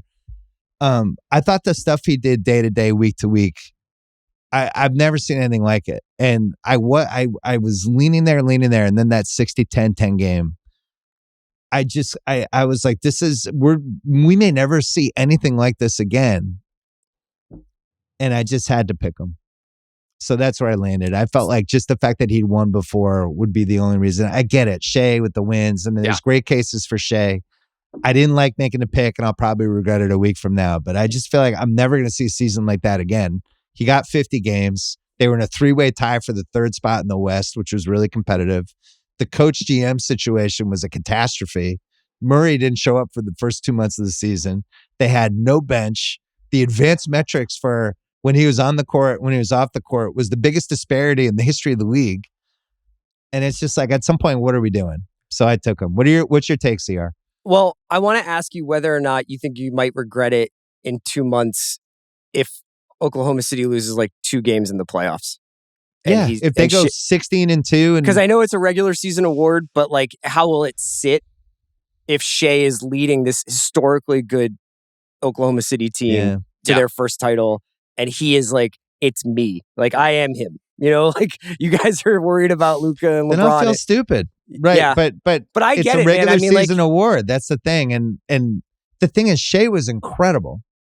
I almost feel like it's not even like a slap on him. He had like a better season than any Kobe Bryant season. He had as good of a season as any season Jordan ever had statistically when you look at the wins and all the other stuff. But the Jokic thing I thought was like a fucking unicorn season. Rob, what's your take? I also voted Jokic. I think Shea did, as you said, every single thing you need to do to win MVP. But sometimes you play at the same time as Nikola Jokic. And this is where every voter is so different. For me, if you are definitively the best player in the world, and Jokic is, having a season representative of being the best player in the world, I kind of start there, and you have to have the burden of proof to overcome it. And I think Shea got as close as I can imagine a player possibly getting with the season that Jokic had. Like, that is an incredibly compelling case. What the Thunder were overall a 68-win team, how dominant their defense was, and his role in that, especially juxtaposed with Jokic, who has not been good defensively all season. But the way that Jokic carries that team is totally unique. And overall, his production, I think, is just something that is really, really hard to talk your way around or out of. And so I don't feel great about it, but I also don't think I'm ever going to be at the point where I'm losing sleep over voting for Jokic for MVP. As long as he's playing like this, I'm going to be at peace with that, even if it means someone who also very well could have, and I think will be MVP, was not number 1 on my ballot. It feels like Jokic has moved into the Jordan LeBron zone where he's MVP every year. And it's really up to the voters to be like, I'm bored, or something has happened that feels like lightning in a bottle. You could tell me that next season Shea's not in the top 3 for NBA voting, MVP voting, and I wouldn't be shocked, right? But I would be if Jokic wasn't. Well, LeBron was in the zone from 09 to 13. He won 4 or 5, and then that Miami season, the first one was the one he didn't win. But it was just like when he was on that level that he was at, nobody was taking the MVP from him as long as his team was winning enough games. And then he went to Cleveland. I think the one LeBron season you could probably make the case after 13 was that last Cleveland season when he played 82. His stats really good. But if you go back and look, like Harden's team won 65 games and his stats were basically dead even with LeBron, and he was a better pick. Well, the one quirk in that, though, was that LeBron was the best player in the league and did have that acclaim, and Derrick Rose won. And this, look, Shea is not Derrick Rose. Right. Like, this is not that. Shea is absolutely worthy, and not just like a narratively driven winner. Like, he has every literally everything you would want on the resume. And especially I think going head to head against other good teams. Like he did Completely. it. He was an incredible, but I kept coming back. Like you did the Ringer 100, right? Yeah. So I had OKC. I had Shea 2, 17, 18, 62, 65, 79, and 96. I had them with 7 of the best 96 guys. In Denver, I had 1, 41, 60, and 78. And I'm not even sure how good I feel about the 78, which was Porter.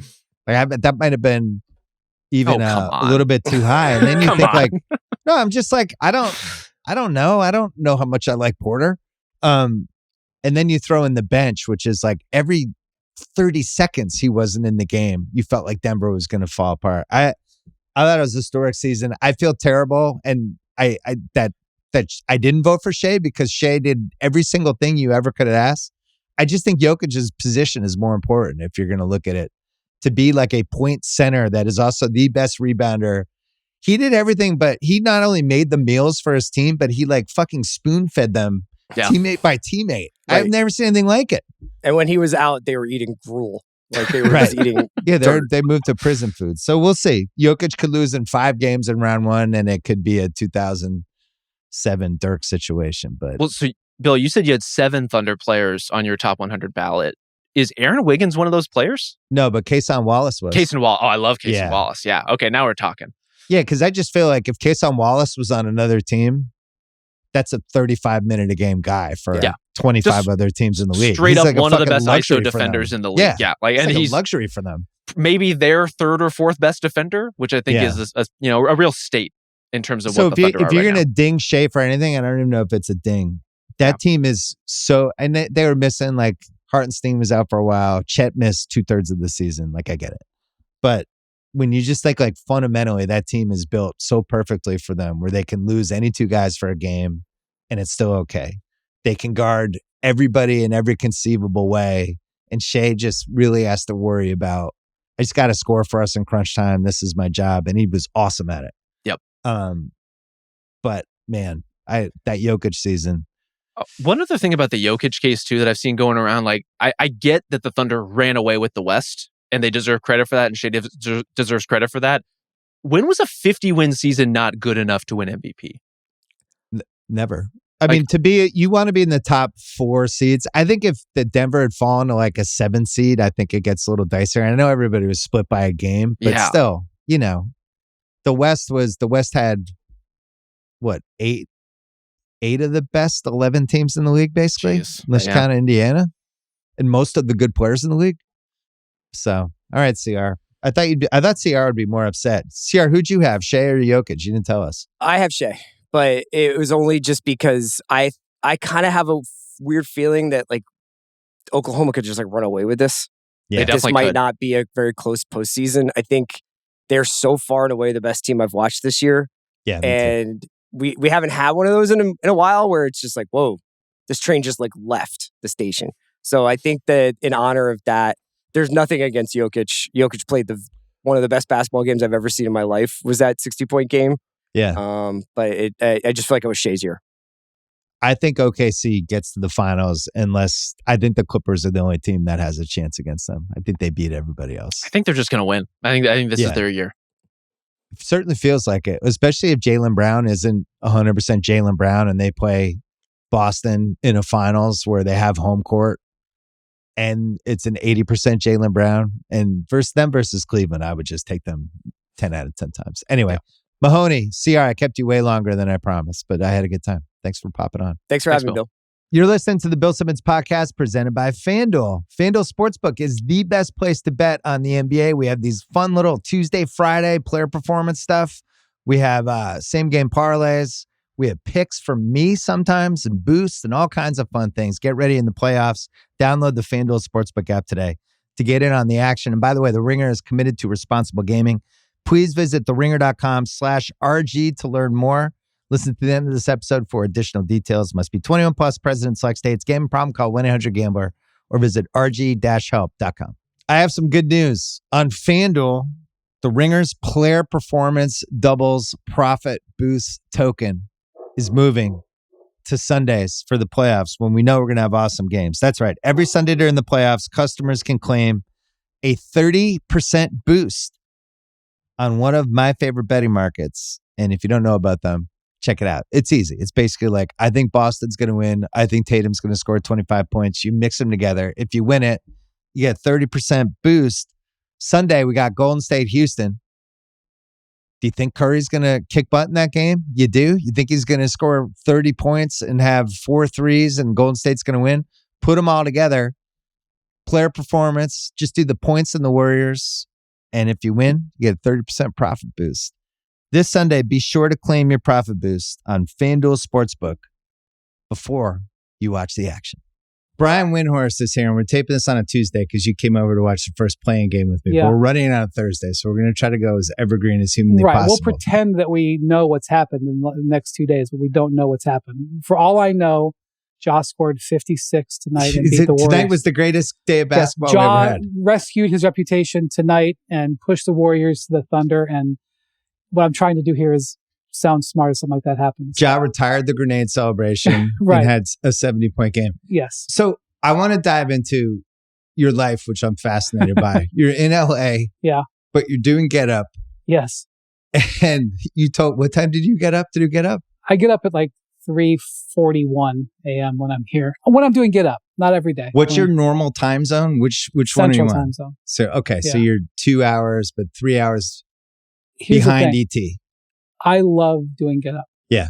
It's such a fun show to do. I'm not just saying that, I swear. I Yeah. love working with Greenberg. I love working with their show.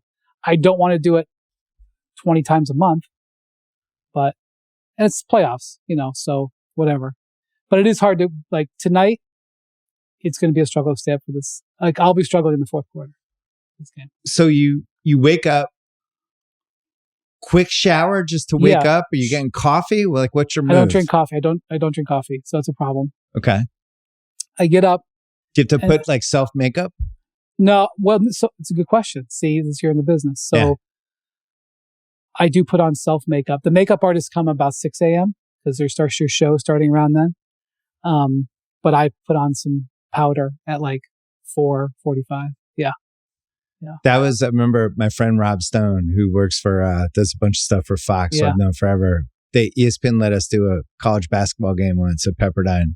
Amazing. And it was like in the mid 2000s. And we get there and we're about to go on. And he pulls out this thing and he's doing this. And I'm like, what are you doing? And he's like, I'm powdering up. Do you want some? I'm like, no. And he's like, well, you're going to regret it. And then he was right.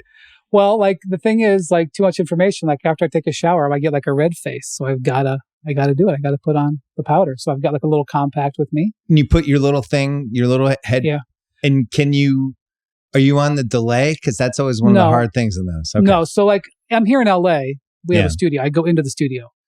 Oh, you go in? Yeah. I go in. Oh. Yeah, I walk. I mean, it's short distance from Right. the Hotel to the thing. Okay. Yeah. I get it. But during the playoffs, I'll be doing it from my hotel room a lot. I choose hotel rooms. I choose hotels in the playoffs based on when I can do a good morning TV setup in. Like, I know this is going to sound strange, but there was a hotel in Dallas last year Yeah. that I picked because I did it in the Western Conference Finals and I came back for the finals that I knew they had high chairs in the lobby. And I swiped. I went to the bartender and said, hey, can I borrow one of these chairs? Because, you got to sit on a high chair. And he was like, hey, you're Brian Windhorst. He didn't know who it was. Okay. And I dragged it into like a bar chair into the elevator. I took it upstairs. And they probably thought you were because stealing you it. need to sit on a high chair. Yeah. It doesn't look good when you're scrunched up. So you don't have that in a hotel room. So I did it in Minneapolis too. Like I borrowed chairs and take them to my room. Like when I'm on the road in the playoffs doing Get Up and First Take in the morning. Like sometimes I'm at the arenas where they have setups, but on days when I don't, and I'm in a hotel, that's what I do. But when I'm in LA, we have a studio I go into. Well, and then you attempt the craziest thing, which I have never done and will never do, is doing actual content on the court after games when people can interrupt you. Zach told me, you could tell the story though. Somebody interrupted you and came in and had some amazing story and then it wasn't recording and you lost it. So what was that story? So the Dan Hurley thing had just gone down. Yeah. He came out here to the Lakers and got a new contract. It was after one of the games in Boston. Had to have been like game 2. Okay. And Zach and I are on the court and Gino is Gino walks past, because, you're doing it on the court, it's just live. Like, we're constantly grabbing people who are walking by. Gino walks by, says hello to us. We're recording. Okay. And he had just signed a new contract. And I made this joke. I was like, hey, congrats on your new contract. I was a little worried they might not retain you. Right. Make a joke. He goes, yeah, I should have. There was a job open. It was a Cleveland job. He goes, yeah, I should have pretended like I was going to go to the Cavs. I could have got more money. Like, only half joking. And I mean, maybe he was fully joking. I don't know. But it was like an amazing. Or maybe he wasn't joking at all. It was an amazing moment. Like, oh my God, I think he just took like a soft shot at Dan Hurley, or maybe a hard shot. I don't know. And then like 2 minutes later, Cedric Maxwell walks by. And he's always good for talking shit about the Lakers. Yeah. And, I think Boston had gone up 2-0. And I prompted him to talk some trash, which he did, which is always great. Like, this is now like multiple finals in a row where I've gotten Max to do this. And it's almost like a trope. He knows. They all know. Zach and I are sitting there with microphones. They all know what's going on. And so he makes like some sort of passing comment, making fun of the Lakers or James Worthy. And he keeps on walking, and he walks, because, there's wires on the ground. He walks through the wires and he pulls it, and the recorder goes flying onto the court, explodes open things. When you lose everything. We lost everything. Oh my God. So that's like my worst nightmare. Yeah. I mean, and Zach, like, Zach doesn't do the second take. Like, he was ready to he was ready to walk. He's like, we're just not going to do it tonight. I go, no, Zach, it's a game 2 of the finals. We need to do it. So yeah, that happened. It's been really fun for me to watch your, I don't know, I don't want to say rise, but like whatever the journey has been where you're. By the way, now, thank you for letting me have the Larry Bird Cup. I did. You're a guest. I wasn't sure I should take it. Watching the rise, we talked about, or the journey. Yeah. You came on after the Utah thing. Yeah. The finger point, which is still going. Get Up is still milking that. I know. As a gimmick for you. And it gets milked everywhere across the country where I go. But then last year you did the Luka thing during the finals, which I immediately took seriously because I've known you for a long time. And I don't think you do stuff like that lightly. Right. And it felt like there was real thought put into it for a bunch of different reasons. And you were just like, fuck it. I'm doing this right now. I have all this different intel I'm getting. I was at the same game you were, and I thought Luka really screwed the game up and just was acting like a brat that game. I'm pro Luka, by the way. But he was bratty and he really hurt them that game. And then you just said, fuck it, and went for it. I was angry because the finals were over. He fouled out of this game and the finals were over. And I thought it could have been a good series. Yeah. And the reason that I was having that visceral reaction was because I'd seen him do it before. It was an international play. 2 other times in his career, he got disqualified from essentially an elimination. It was an elimination game, that was an elimination game. It happened when he was on the Slovenian national team. One time he fouled out because he got a technical foul, which in international competition counts as a personal foul. Right. And he fouled out on a technical, like in the Euro Cup, the Euro basket, they call it. They were their defending champs.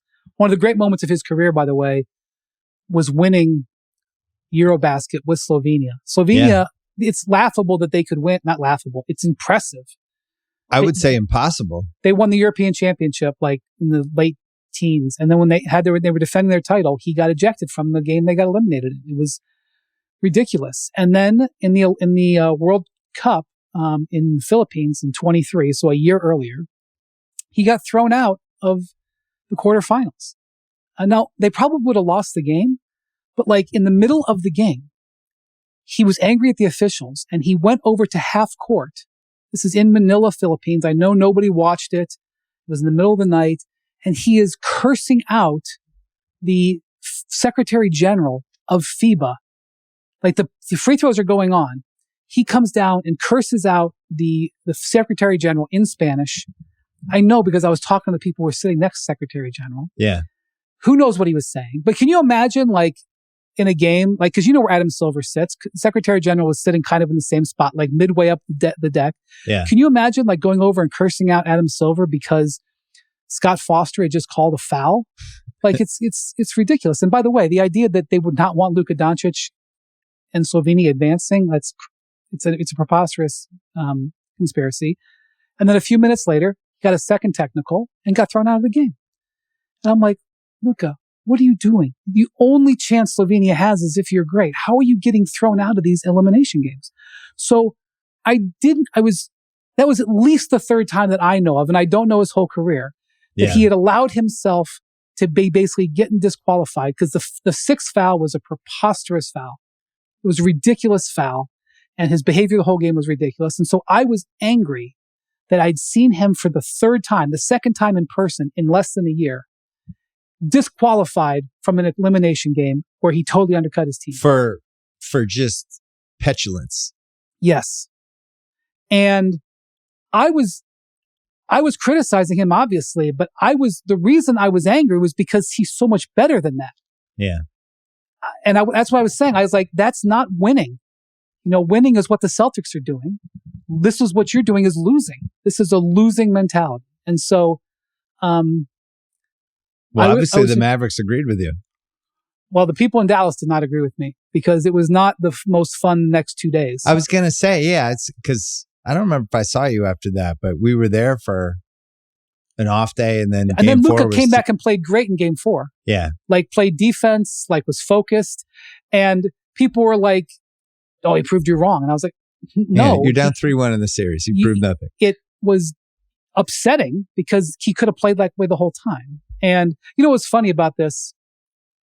I don't remember what day. There's one day off in between games 3 and game 4. Yep. It's the only time there's one day off in the finals. And so there was one day off in between, and then there was the whole pregame for game 4. I was in the arena for many hours the next 2 days, and all kinds of Mavericks people were there. Front office people, coaching staff, executives, what have you. Nobody said anything to me. Nobody said, nobody defended him? Well, I'm not saying it was in there. I'm not saying they had to. I'm just saying I was prepared. Oh, to get them lay into you. Yeah. And Jason Kidd said some stuff in the press conference. He was defending Luka, which he should. But I was available. Trust me, when I say something that pisses people off, not every day, but people will reach out to me you were wrong about this. Well, especially at the finals, you're going to run into them the next day. So there's a heightened level of something. I mean, at the time, I didn't think I wasn't noticing, boy, no one's saying anything to me. I was well, they're down 3-0 and the series is over. They're not really in the. Well, I said on one of the pods I did this week about Minnesota Lakers. I can't remember because I did my pod, then I went on Zach's. I really feel like Minnesota as a game plan in that series should be to mess with Luka and try to get him. I've watched it happen multiple times already in this Lakers season. He, for some reason, and I got to be honest, I kind of like it because it's almost like he almost seems Italian to me, even though he's Slovenian. But he just takes everything personally. If somebody talks shit to him, he can't believe it, and he'll just keep it going for 5 minutes. He'll talk to people in the first 2 rows. He'll get mad at a ref and keep going with the ref for 10 minutes. And then the thing that really bugs him, which is so funny, I think he's the only guy in the league that does this. If there's a foul on him, somebody fouls him, and the guy who fouled him is then turning to the ref and complaining about the thing, and Luka thinks it was a foul, he actually gets offended. And he'll get involved in the argument, and he'll just go back and forth. But he plays with such a chip on his shoulder. I feel like you could use it against him. You look at Minnesota, they have Edwards. They have McDaniels. They have Alexander Walker, Randall. They have some guys who can, I think, mess with them. Well, I will say this. I've been talking to the guys who cover the Mavericks. He's had ongoing feuds with individual fans for years. Sometimes Dallas fans? No. Oh. On the road. Oh, on the road, there's because he got into it with the guy in Oklahoma City 2 weeks ago. Apparently, that's not the first time those guys have gotten into it. Or if not, it was somebody nearby. He goes, I don't have a problem with him getting into it with fans. I would rather him go back and forth with a fan or the opposing player as opposed to getting back in it with the refs. Yeah. Because when he gets back and forth with the refs, he hurts his team. Well, and they just get so fed up with him after a while too. Right. Well, that play, he was incorrectly ejected from that game in Oklahoma City. Nobody would question that he was talking to the fan. Yeah. But the ref, I believe it was JT Orr, There was not even contact on that play. He scored on the interior. There was no contact. There was nothing for him to really complain about. But the ref has heard him for years. And did you see what he did? He like wound up and gave him the baseball umpire, get out of here. Yeah. This is what happens with Draymond too. Like the refs, like they are so tired of hearing it that there's one other guy that's, if you were doing the first team All-NBA for this, the sneaky guy in this team is Tatum. This is a running thing with him all year. And you know, obviously I'm a Celtics fan, so I see his side on it because I do feel like he doesn't get the benefit of the calls all the time. But now, so that he does this wave thing, refs, certain things trigger refs, and one of them is the dismissive wave. They just fucking hate it. They really don't like it. And he gets whistled on that over and over again, or they hold it against him. And it's weird because I think he's probably the quietest, most unassuming superstar we have. He's a really good guy. Yeah. And this is like his one thing. Like he just gets really pissed about it. I've had the opportunity to spend a lot of time with him at Team USA. Yeah. I spent 3 weeks covering him in China in 19. I spent, we weren't as close in the 2021. When I say we weren't as close, I'm talking about we couldn't get as close because of COVID in Tokyo, but still, he was, by the way, it was awesome with the Tokyo team. I kind of feel like people didn't watch that Olympics. It was just off and everything.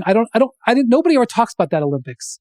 Durant was absolutely freaking brilliant. I honestly can't even remember what happened, but I don't remember anything. I don't remember 2020, 2021. Tatum was arguably their second best player. Well, it felt like Tatum was going to have this arc where he was going to be one of the best American, because he was just such a perfect Olympic guy. He still can. Like, he's got plenty of time. We're going to be here in LA in 3 years, 4 years, whatever. Well, he's the number one guy they need just because of what he does specifically. Yes, he is a perfect international player. And he was in that Olympics, they were in big trouble against Australia in the semifinals. Yeah. Australia had been building toward that game for a decade. Their guys, Patty Mills and Joe Ingles and who am I forgetting? I mean, the golden generation of they won the bronze. They ended up getting their first ever medal. No, this was their sports movie, and this was the ending of the sports movie. They were ahead by 12 or 14 in the third quarter, which international basketball is like 25 because the games are shorter. Yeah. And Popovich goes to a triangle and two, which they had practiced for barely part of one practice. Yeah. Australia staggers for 3 possessions. They've never seen the Americans do this before. Durant hits 3 threes. Tatum misses a shot. I can't remember who else, but Durant turned it because Durant was untouchable. Durant was coming off the Achilles and played because he loves Team USA so much. It was such a wholesome moment. They come back and beat Australia. It's a great comeback. Nobody ever remembers it. If they had lost, people remember it forever. And then they play a really competitive game with France in the title game, where Tatum, I think, played really well. Drew Holiday was huge defending in the semifinals and finals. That's when all the coaches really fell in love with him. Yes. One of the things I like about you is you love international basketball and taking big, giant takeaways from them even more than I do. Well, I really value it. I think it's such an interesting kind of laboratory to put all of these great players in and see how they're going to respond. Like the fact that Jokic, almost beat Team USA by himself. And it was sitting there for him. And, he didn't have the most amazing game, but the fact was his team thought he was the best guy in the court and he gave them the chance, and then they missed some shots. The Serbians are fascinating, the way they play. Bogi Bogdanovic is it's the same way with Patty Mills. If you watch Patty Mills, he's past his prime, but Patty Mills, if you squinted, you thought he was Steve Nash. The way he plays for the Team Australia in 2019 in China, which was the World Cup in China, they ended up finishing out the medals there. But he played a couple of games where you're like, why isn't this guy a Hall of Famer? Well, remember the Spain team in the 2000s where Juan Carlos Navarro? Why isn't this guy La Bamba? Why isn't this guy a third-team All-NBA? Well, Spain won it in 2019. The Americans had a terrible team. Tatum was on that team. He was leading them. Tweener team. He sprained his ankle. Yeah. In a game against Turkey that they win in overtime. And again, I'm in Shanghai on a Saturday night It's the middle of the night in America. No one cares. And Ersan Ilyasova is kicking our ass, right? And Tatum is saving the day. They end up going to overtime, and Tatum sprains his ankle in overtime, and he's cooked the rest of the way. And we end up in seventh. But anyway, in that game, Ricky Rubio. So now you got to remember the Ricky Rubio story. Yeah. Rubio was boy wonder for Spain. Age 17 playing against the U.S. in 08. Exactly. Comes to Beijing. They've made documentaries about this game. Rubio is trash. He was trash in the game. He was miserable in this arena. Now, we are now 11 years later. Rubio's gone through his career. He's had a middling career. He's had his moments. 2019, he is playing in the same arena. They are playing against Argentina in the final. Luis Scola turns the clock back, somehow gets the Argentinians to the final. Rubio is amazing. Dancing on air. Marc Gasol has just won the title with Toronto. A few months later, he wins the gold medal. The Spanish get this world championship. They're celebrating. Rubio's amazing. Rubio is named MVP. His mother has just died, like of breast cancer a few months before. He comes over. We televise the game at ESPN. Again, no one had watched this because why are you watching in the middle of, or, maybe it's at, I might have been watching. It was at 2 a.m., whatever. Yeah. And Rubio is having the greatest moment of his career. He's won the MVP for Spain in the arena. And I ask him, I do the post-game interview because I'm doing the sideline interview. Rubio does like 7 interviews, like because he's, all the world feeds. He does, France and whatever. And I ask him about his mother and he starts crying. No one ever saw this. It's the greatest. I don't do sideline interviews, but I could do 100 of them and never do a better interview. Rubio is in tears having this amazing moment. And the average NBA fan, you could even be a Rubio fan and you don't know about this moment where he wins. And, subsequently, like basically he quits basketball because of, mental health stuff. So I still feel like if you redo, that's a classic. Let's redo the career and try another outcome. Let's just hit the reset button on the video game and bring him into the NBA in 2009. He got drafted instead of Steph Curry, and then he didn't come over right away, and he ended tore up on his the ACL. dumbest team ever. Kobe fell into his leg. It was just everything went wrong for 4 years. I still feel like there was a lot more. So he has this moment. So that's what I get in international basketball. You have these moments. Bogi Bogdanovic is in a feud with his coach. This guy. If you saw what's the Netflix series? They had him on there. Court of Gold, yeah. Pesic. He's this old, hard, mean SOB. And he and Bogdanovic got into it during the 2023 World Cup. Jokic didn't play. I don't know why Jokic didn't play. I can speculate as to why Jokic didn't play. Whatever. Jokic doesn't play. And it's really hard to qualify for the Olympics. Yeah. It's really hard because you got to go through all this qualifying, and the Serbians, I'm like, well, Jokic doesn't play in Serbia in qualifying because you got to be the top 2 European finishers at the World Cup to qualify. I'm like, they ain't qualifying. Well, Bogdanovic, after getting benched by this coach, has this incredible run in the knockout rounds, carries Serbia to the championship. And yeah, they lose, but they qualify for the Olympics. And I'm going, again, nobody cares about this, but I'm sitting there going, well, this is a bad break for the United States. Serbia just qualified for the Olympics. Right. And now Jokic will see them in Paris. And I was worried. And by the way, he really cares. I was worried about Team USA losing to Serbia in August of 23 when the Serbians qualified. And then they set up the schedule so that Serbia got 3 looks at the U.S. They played them in Dubai for an exhibition game, which again, nobody cares, but they got a look at them. Then they played them in the pool play, and then they got them in the knockout rounds. And Pesic and Jokic and all those dudes played it to set up the United States to go after them. They didn't care what the score was in the pool play game. Yeah. They set it up to go they were thinking about it for months. The draw that got Serbia into the USA's pool was like in February. They started thinking in February about that night in August when they could get them in the semifinal. They didn't know it'd be the semifinal, but they knew they would see them. And they set the whole thing up. And they took extra money to go to Abu Dhabi and play. And I'm telling you, it all building up to that moment. And the average fan, USA fan, doesn't care. I don't blame them. I'm just telling you, all that drama is going into it. And Steve Kerr and Sean Ford, like the general manager of USA Basketball, like they're thinking about it for months. Like as Steve Kerr is coaching the Warriors last year, he's like, I know I got to worry about Serbia. And Jeff Van Gundy is like consulting with the Celtics. Yeah. Jeff Van Gundy, he's on the USA staff. He's thinking about Serbia. Well, then you It's also all have about France Serbia. at home, which is the other one. Of course, which the French were actually in the middle of imploding, and then they rallied back.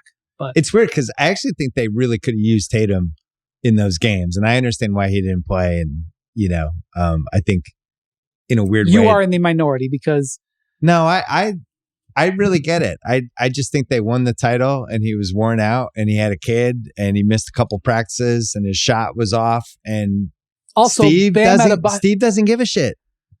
Here's the thing: you can't. I keep saying this. People don't listen to me. It's fine. I don't care. International basketball is so vastly different. Yeah. The difference between 40 and 48 minutes, I cannot underline how big of a difference it is. It is so different, especially... Well, the flow of the game is in person. That's the weirdest thing to get used to. It's also just, the 5 fouls. things won't stop. Yeah, right. You get all of a sudden somebody has 4 fouls. There's 15 minutes left in the game. Right. And so other thing is the NBA mindset is if you get down 15, it doesn't matter. You can always come back. You can't play that. Well, you also can't chase calls in that international version. You can't lurch into somebody and you can't get bailed out left and right. It's the inverse of the NBA. So here's the thing. In the NBA, like there's this inherent bias that everybody wants the Lakers and the Celtics to do well. And whether or not that's true or not. It's definitely the Lakers part. Of course, nothing ever goes the Celtics' way. You're right. Yeah, we haven't gotten one break. In the international game, they want the U.S. to lose. Yeah. Like when the U.S. loses, the FIBA officials are over there giving each other high fives under the table. They want the U.S. to lose because they want it to be more of a global game. Well, would you change I've said this every 4 years. I would put a cap on the age of the guys we have.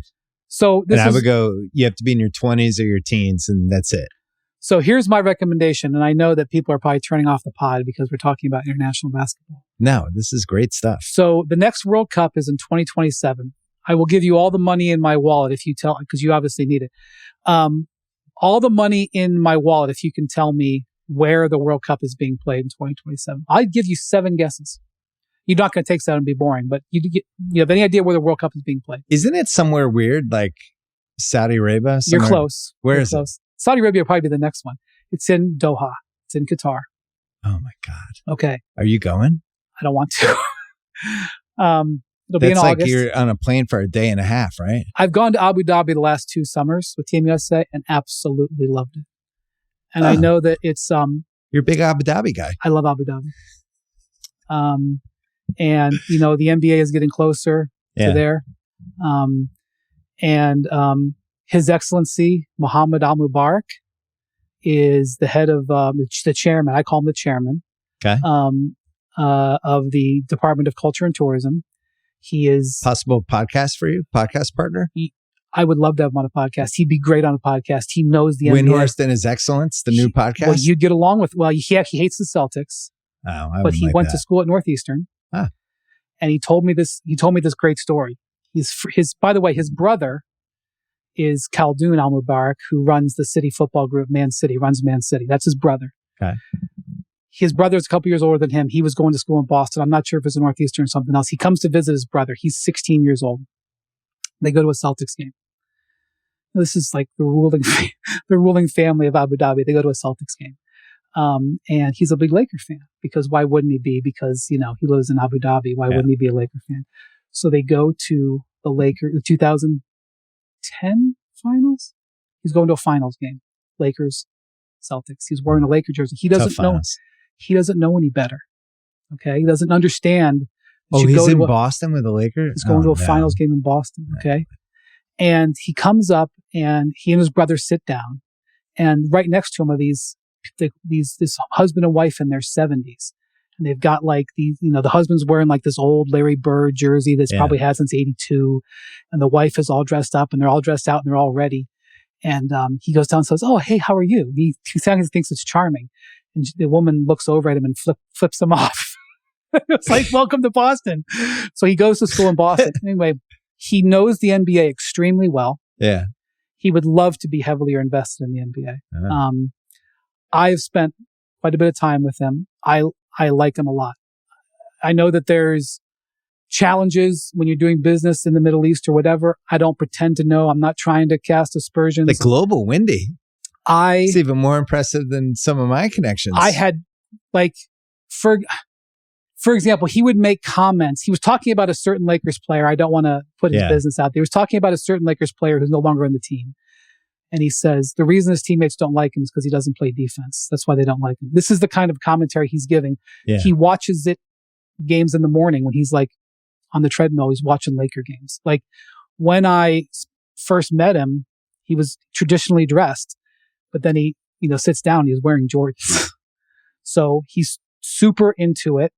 Last year, when the U.S. went to Abu Dhabi to play, he came and addressed the team on the first day of practice, and he very begrudgingly congratulated Tatum, Drew Holiday, and who was the third Celtic? Derek White. It's like, congratulations. So he's on not the title. in the new ownership group, I'm going to guess. If they allowed him to buy it, he would have bought it, but they don't allow the sovereign wealth funds to. Did you think it would get to $6 billion? No. Also, the team's not sold yet. Don't start with that. They're not sold yet. No, that's ridiculous. No, I did not think they would get to $6 billion. And Wick Grusbach, all the way through, said, "I'm going to get my price. I'm going to get my deal," which enables him to stay as the I'm going to get Adam Silver's price. That's what it was. Well, his price too. The number was 6. They got more than 6. Well, when you throw in like that little bully tax you have for the other owners, it's 6-1 plus. It actually that part goes into the 7s. From what I understand, and the deal's not official or whatever, but from what I understand, they're buying 51% this year at 6, and they're buying the other 49% at like 7. Yeah, and so the price is actually it's higher than they're saying. It's Boston Celtics. Not a lot of franchises in pro sports like that, but yeah, it's nuts. They don't own their own arena. Now, they have an incredible power spot in that arena because if they decide to start building their own, the place they're in now is screwed. So they'll be fine. Well, I would just say this about the Celtics. I think Sportico reported this. I haven't heard this, but Sportico is good at their business. I think they probably got it because the Celtics financials got out there because they had to show them to people. Yeah. They had bidders. The Celtics made $450 million last year. That was their revenue, which is great. Probably, I don't have the whole league, but definitely top 5, maybe top 3. Well, especially once you go 4 rounds in the playoffs, that is a whole other level. I feel comfortable saying was the largest revenue season in the history of the Celtics franchise. Yeah. Their payroll next year is $450 million. If it's the exact same roster. Okay, I'm just saying, fine. I'm just saying, though, that like, why did the Grusbach family want to sell now? Because they know that their payroll is equal to their revenue. I don't believe that. I'm going to push back. I don't think that's why. I think the dad was old, and I don't think he's 90, and I think they have 4 kids. Hey, listen, I don't know. I'm not in their family. I don't know. He hadn't been to a game since 2010. I think he's like, let's sell this thing. We won the title. Let's go. And that I really think it was that simple. Do I think Wick want to sell it? No. Well, he's not selling it. He gets to run it for 3 more years. He gets to run it for up to 3 more years. Okay. That this new owner, whenever he feels like, okay, I'm feeling good on all my business side. I'm ready to take over. I am not claiming to have inside information, but you think that the fact that they are going to spend as much money on payroll as they take in next year. In other words, they're facing hundreds of millions of dollars in losses. You think that had nothing to do with it? I don't. Okay. I don't. You would know better than me. I really think this was a family thing, and I think there was a lot going on that had nothing to do with the fortunes. That guy Irv, the 90-year-old, the legend, Yeah. He's made $1 kajillion. Like you think he cares that they have I don't some know big his tax finances. bills? I know he's got a lot more now. The thing is, I don't think this will be the same roster, which is why the Celtics, this little run is so interesting. Not only trying to go back to back, but odds are this won't be the same nucleus. And So let me ask you this. If you win again, does that mean you keep the roster together or you can start? It's the age-old thing, right? Like Dallas didn't do it Right. in 11. We've seen teams say like, yeah, we took that. Like we've seen teams like the Pistons in the late 80s where they left Mahoney unprotected. I personally do not think the expensive guys will all be together next year, but I don't know. Yeah, I don't It either. just seems like it would make more sense for them if you're paying, let's say Holiday or Porzingis, you're paying those guys $34 million, but with all the other things that come into play, those guys now are worth $100 million, and you could reset that way, and you lose one guy and you're weaker in one spot, but you still have Tatum and Brown. Right. Well, I would hold on to Tatum and Brown as long as possible. Yeah, because everybody always thinks Jalen's the one that they would trade, but as you know, and this is why with the Durant stuff, I'm doing a lot of butting with the Durant stuff. Like, well, they're going to trade Durant. It's like, okay, cool. He makes $55 million a year, and everybody is handcuffed by this tax in some way. It's not easy like it was. It's not easy to just get somebody that's making 55 to 60. I agree. A Durant trade is going to be complicated because if I don't know what Kevin wants, and I've learned my lesson not to guess what Kevin wants. If he wants to go to a contender, that contender is going to have a high payroll. Probably. Those trades are hard. The Suns are in the second apron. Well, and also if you're trading him to a team that's over an apron, then once we start getting into I can only take one guy back, and it's really stupid. So I would just say, I wrote a story about the Suns. Yeah. Published this week. I mentioned in there, with the help of Bobby Marks, Devin Booker is eligible for a 2-year extension this year for $150 million. I'm going to say that again. He's eligible for an extension for 2 years and $150. That's $75 million a year. Wow. Nobody's even at 65 yet, right? Because it's 3 years from now. Oh my God. Okay. So we're projecting the cap out there, but the cap is going to go. Not on my All-NBA team, Devin Booker. We didn't have a good year. But forget about that. My point is that the max contracts are headed towards $75 million a year.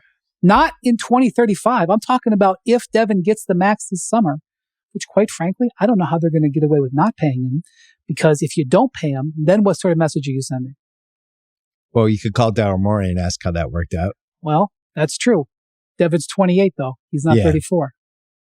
I don't know where this goes, because I think I've talked to a bunch of people about it on both sides. And just the owners in general, they're always going to be smarter, and they're always going to get whatever they want to get done, actually get done. And they're trying to put in all these protections basically against themselves. They're basically child-proofing all of the electrical outlets around their house because they don't want to have their kids stick their finger in it. They have like 8 owners who will just say, oh, what's this? And they get electrocuted. And that's all they care about. Yeah. And I don't think the players, I just don't think they saw their side. I don't think saw it correctly. And they didn't see how hard this was going to be with keeping teams together, keeping players in cities. And eventually I think there's going to be a backlash with the salaries. And we're going to move toward a little bit more like the Hollywood system, where you have your 2 guys on the poster and then everybody else is way down there. And so I don't think the union realizes that. I think the Clippers are ahead of the Clippers were targeted. Perfect. The Clippers figured this out first. Number one, when they negotiated with Kawhi, he didn't get the max. He got close to the max. This is, in my view, this is going to be the new normal. The idea that these guys in mid-career, it's time for a contract extension. You want the max? Here you go. They're going to get extended, but they're not just going to be assumption. You're not going to, how many guys right now are making the max contract? Now, I'm not talking about their max, because this is a thing the agents play and we help them with it in the media. I'm not looking to, but like, a player's max is the most he can get versus the actual max. How many guys right now in the league are making the quote unquote max? There's dozens. 3 years from now, I think there's going to be a third of that amount. So you think it's going to be like more of a Jalen Brunson type of situation? I think in a situation with Jalen Brunson, there's teams are going to, I think he's still signed for less than he could have got. Yeah. The teams are gonna get hundreds of millions, but they're not gonna all of us just get the max. Like, you're not gonna get mid-career all-star player. You're not getting 35%. So you don't think we'll see Bradley Beal getting a no trade clause and $50 million again?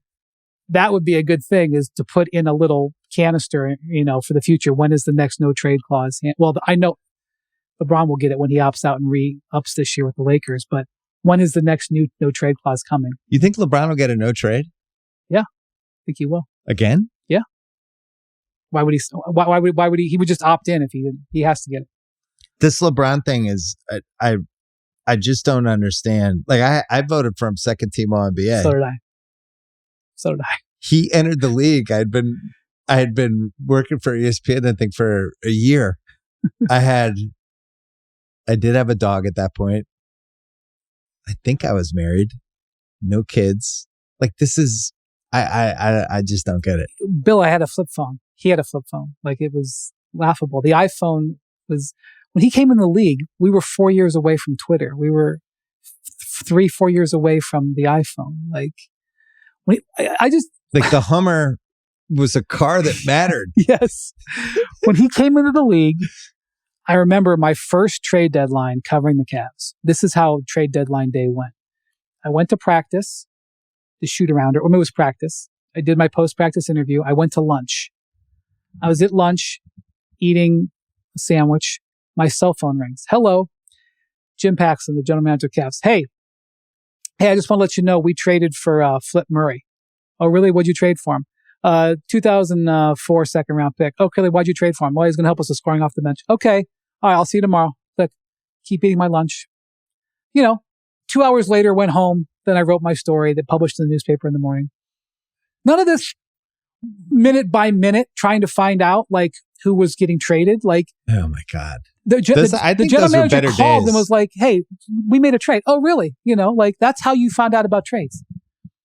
When the Cavs traded for Shaquille O'Neal, and that was not in 2000, that was not in 1997. That was like, actually, like, that was in the Twitter era. That was like 2009, 2010, I think 2009. Danny Ferry just called me up. He was like, yeah, we traded for Shaquille O'Neal. Oh, okay. What'd you give? Well, you give Ben Wallace in the first round. That's how it happened. You weren't like waiting, on top of it, and that it was basically the ago. ticker on ESPN.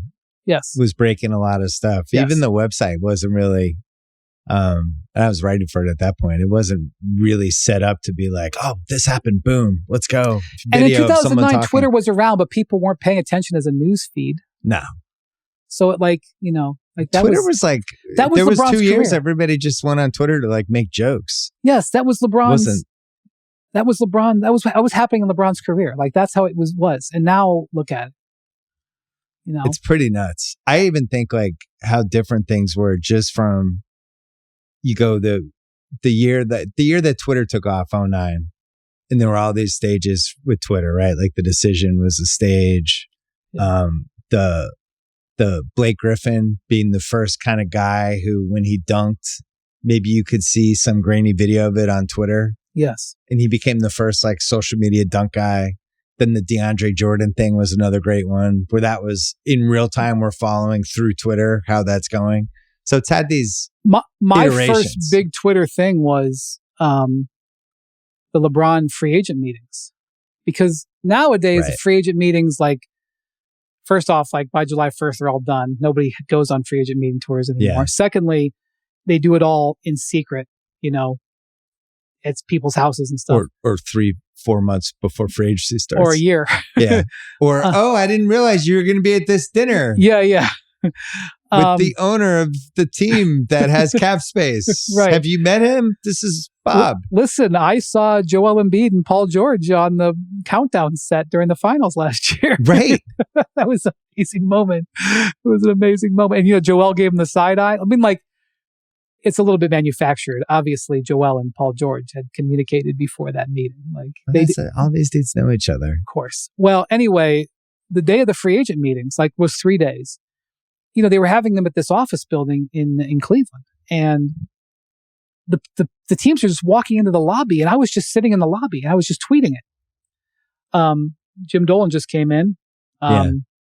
Pat Riley is waiting outside the elevator. I remember the Clippers got there. The Heat ran really late, and there was no place for the Clippers to wait. And Neil O'Shea and Andy Roser just were standing there in the hallway and just walking back and forth, waiting for Pat Riley and Eric Spoelstra and Mickey Arison to finish. And I was just live tweeting it. Like, I was like, well, Mikhail Prokhorov just left, but Jay-Z is staying back. He must be having a special meeting with LeBron. I was just tweeting what I saw. And like nowadays, you'd never get that. But like, I think I had 14,000 Twitter followers at the beginning of that. And 3 days later, I had like 32,000, which blew my mind.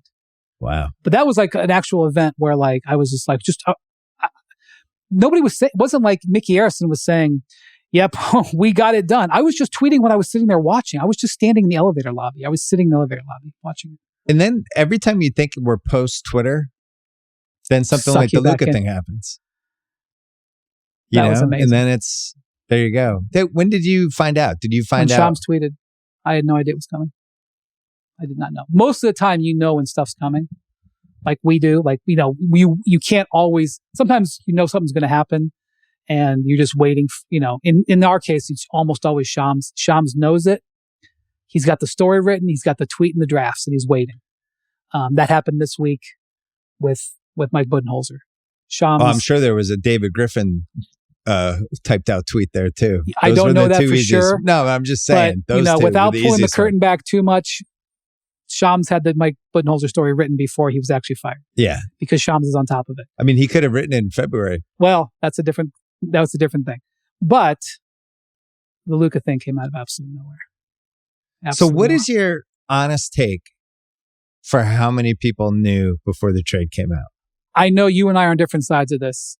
I think it was a small number. It's bigger than the purported number, like whatever they said. But, I think it was a small number. I think it was bigger. I know you do. And I think about an hour and a half before when Utah found out who was in the trade, then it's out. And I think it's out at that point. And my theory was that even if they were telling other people they thought Luka was about to get traded, who would have ever believed that in a million years? It was like, you might as well have said a UFO just landed on my roof, right? There's no way to even conceivably think that was possible. So the only thing I'll say is, I wondered if Anthony Davis was wearing thin in LA because he had done that interview where he's like, get me a center. I don't want to play center. He 100% was. Okay. So when I saw that, like a lot of people, I actually listened. There were 2 Lakers podcasts that I listened to afterwards. Oh, look at you. Where because the Lakers had a game that night, I think in New York. Yeah. LeBron was awesome in the game, which I thought, looking back, is also really interesting. He was very energized in the 2 games leading up to. I don't want to give this away because it's not my story to tell, so I'll just tell half of it. One of my ESPN, so the Lakers were in New York. Yeah. And one of my ESPN colleagues ran into JJ Redick in New York that day. And they knew JJ. And obviously, hey, JJ, what's up? He's like, hey, I gotta go. I gotta go on a walk. I gotta clear my head about something. And he excused himself and kept going. And so JJ knew and went out for a walk. That's one of the. But the person obviously didn't know. But JJ. If people think JJ and Jason Kidd didn't know couple days before that trade, there's no way. I don't believe it. Whether it was days or hours, yes, the coaches knew before Shams tweeted it. Yes, of course. Yeah, but people honestly think LeBron and Rich didn't know that trade was coming and that Davis was just yeah, I'll just waive my no trade. I just found out about this trade a minute ago. Well, get the fuck out of here. You've been talking about the trade kicker. Yes, that is suspicious. Suspicious. He loved being in LA, he loved being in the Lakers and the whole thing, and he's just all right, fine, cool. I'm gonna, not only am I okay with the trade, I'm gonna give up for money. Knowing in advance? Because according to Pelinka, they negotiated for a month. I think they knew. I would say, I don't know for sure, but I'm excited for when it all finally comes out. And I'm sure there's going to be a now, as Brian Curtis would say, a now they tell us. Yeah. I can't wait for the now they tell us because I think the circle is wider. And I think they knew. I think Rich and LeBron knew, but it wasn't too far before. I believe them. Well, Rich definitely knew because he had to, the trade couldn't have happened if AD didn't waive the trade kicker. It would have been way more complicated. The trade could have happened, but I agree. That's a flaw in my thinking. I agree. And I asked Rich about that. And That's the red herring of this whole thing. I asked and also, Rich do you think they really would have traded LeBron's guy, Anthony Davis, to another team and just not tell LeBron? What you are really? saying, We really think they're not doing that? What you are saying makes sense, but they were focused on keeping this quiet. Yeah. I think they did keep it quiet, but at some point, but they again, think what's the your trade's going to standard? happen. Is your standard that they knew 1 hour early or that they knew 3 days early? Because I think they knew maybe 1 hour early. Is that advance notice? If I had to bet on a scenario, I would bet that probably 2, 3, 4 days earlier. I don't believe that. I know. No, and I could that be wrong. the trade wasn't done. Okay. But I think it probably got to the point where they were like, I got to bring you in on this. I think that actually have a chance to do this. And that's when you expand it to the coaches. I know how the league works, and so do you. You don't just hide shit from your best players. Nobody does that. I think and that's why the Durant thing was so crazy, that they were shopping him around and not talking to him and Rich Kleiman about it. That is what they were trying to do it. The reason that got out, I'll tell you, I mean, like, was the other teams. Well, that's the thing. The Suns can't execute. They're so hamstrung with their thing. They can't execute. Yeah. There was a third team involved, and the third team was negotiating with the Warriors on it. Well, this has been reported, right? Was it in Miami? Yeah. So Miami is negotiating with the Warriors on Jimmy Butler, and they're trading proposals, and then all of a sudden the Warriors change a proposal, and the Heat noticed that one of the assets being offered was owned by the Suns. Now, I'm not saying that Miami leaked it, because Miami doesn't leak anything, but the talks with other teams, that's how it got out. But that's why it's so hard to do 3-4 team. Plus, every team has the 6 people in the front office and one person who knows how much you could trust that one person out of the 6. Of course, which is one of the reasons why the Heat are so good, because the Heat speak with one voice. Like, it's Andy Ellisberg. You deal with the Heat, you deal with Andy Ellisberg. Obviously, at some point, especially at this type of trade, maybe Mickey Arison and Pat Riley. But when you negotiate with the Heat, you negotiate with one person. When you negotiate with other teams, sometimes it's 3 or 4. But they were trying to keep it quiet, because when you don't keep it quiet is when things fall apart, and that's what happened there. Yeah. I think they kept it quiet. I really do. And maybe when now they tell us, I'll look like a fool. But in this case, I don't think you look like a fool, because I think they've all stuck to their story. But I think Kidd knew, and I think Redick knew, and I think they knew for a while. I loved listening to these two there were 2, maybe there's even more. The Lakers had a game that night in New York. They won. The Laker fan pods or analysis pods, whatever you want to call them, are recording after the game. They're looking over the Knicks.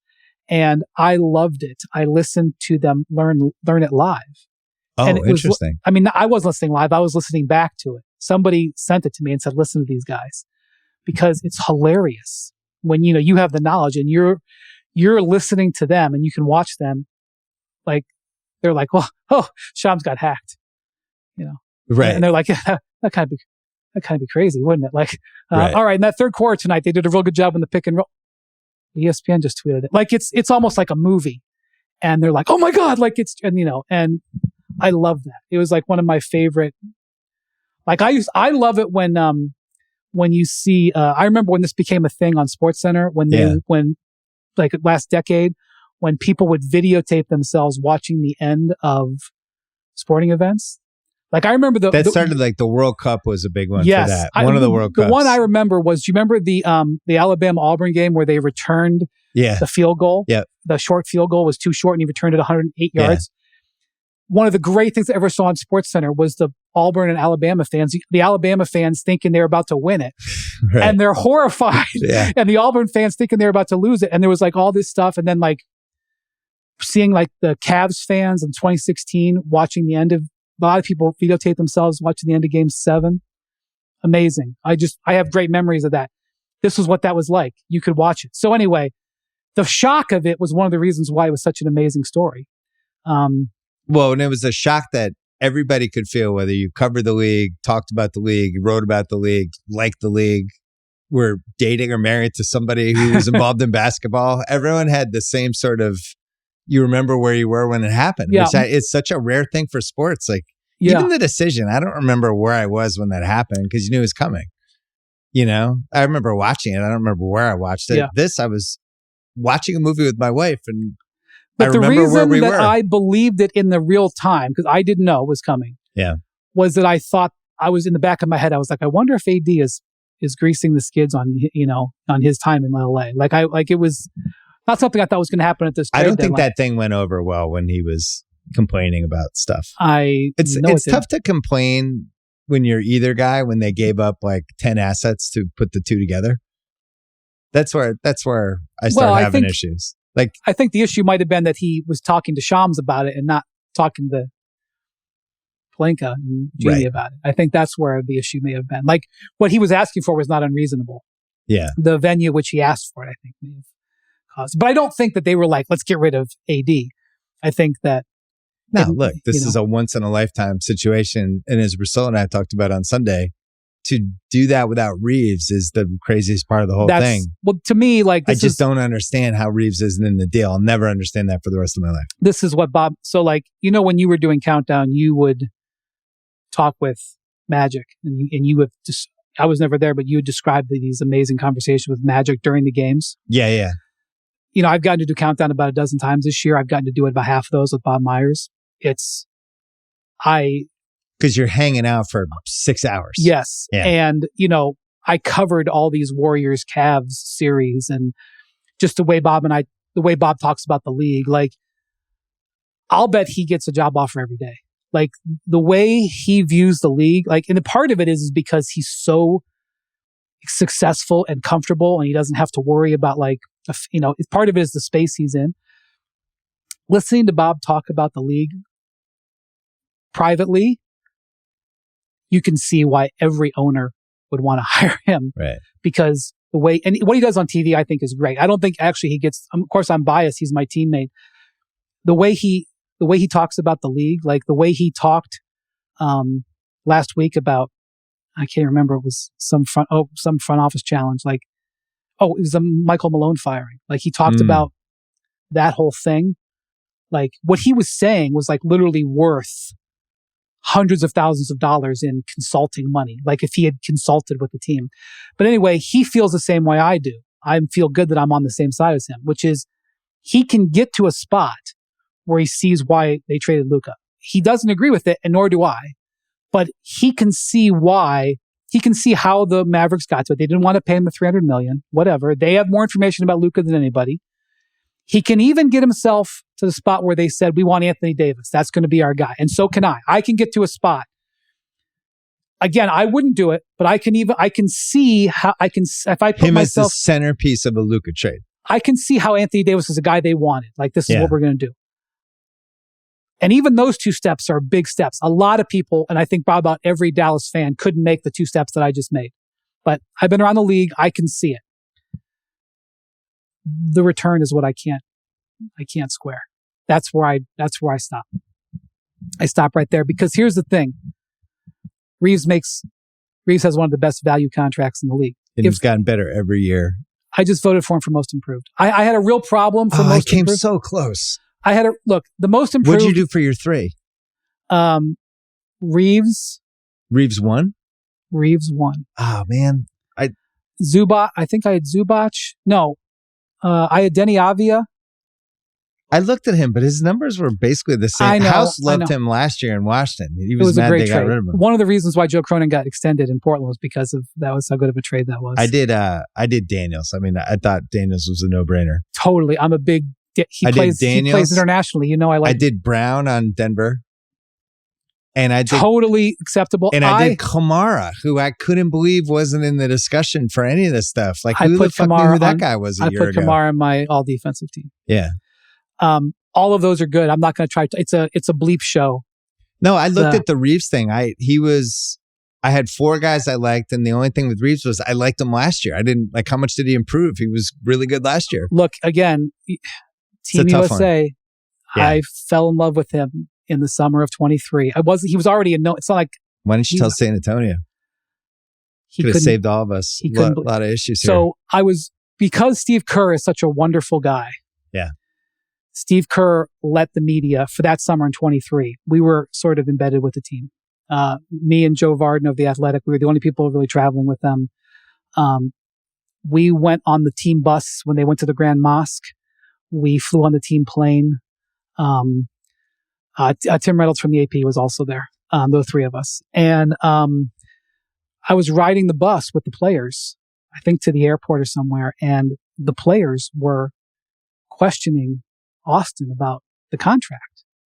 He'd already signed it, right? Yeah. Cause, and he's like, well, I mean, this is all off the record. I shouldn't say what he said, but they were. No, I know this story because he was an undrafted free agent. Yeah, well, he wanted to make sure. Nobody really came after him, and the Spurs really seriously looked at it. The Lakers were given a gift when the Spurs didn't offer him the offer sheet. They were given a gift, and they were able to get him on a deal. Now, what Austin got was he got a player option after year 3, because the Lakers were not incentivized to give that to him. There was no offer. They knew that there was no. The Spurs, what I heard, the Spurs just kind of farted around with it for a few days, and he started to panic that he wasn't going to get any offer, and I think the Lakers strong-armed him. And Pelinka being a former agent, I think in situations like that really helps him.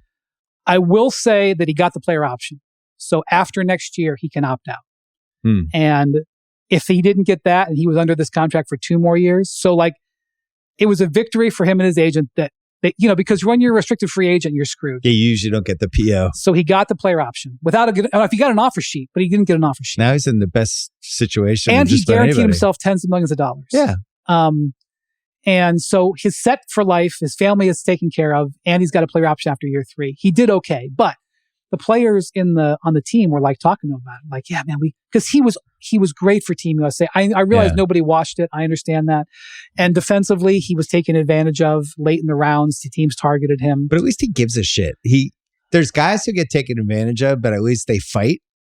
And he'll at least fight. We're going to see it in the playoffs. Everybody's going to target him for 3 rounds. There's 2 no rounds, way you were long part of Team USA. I actually almost didn't vote for him for most improved because in my mind, he had already improved. That's why I didn't vote for Cade.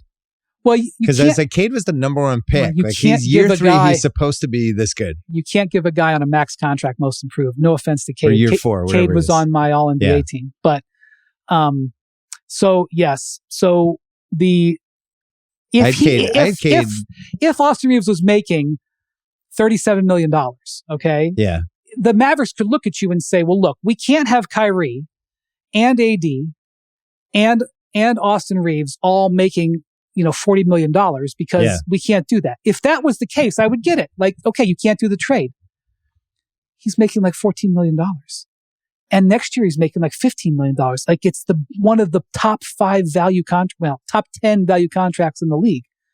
Yeah, he's one of the best 45 guys in the league right now. Best 45, 50, wherever we want to put him. So at least if it's a 2-for-1, you can talk yourself into it more. Yes. So that's in my mind, they should have gotten Reeves and the other first round pick and the pick swap. They should have gotten all of it. And I know what's been said. What's been said is that when Jeannie Buss heard about this, she said, we're not trading. And I'm sure Rob Pelinka didn't want to trade him either. I'm not saying Rob wanted. Yeah, but eventually, we're going to lose Luka unless we don't do this. They're trading. The excuse that comes out is that, no, Jeannie Buss said Austin Reeves is not being traded. And I'm like, okay, then hang up the phone. We're trading you Luka Doncic. You give us what we want. Fine, I'll shop him. Right. Let me see what I can get for him then.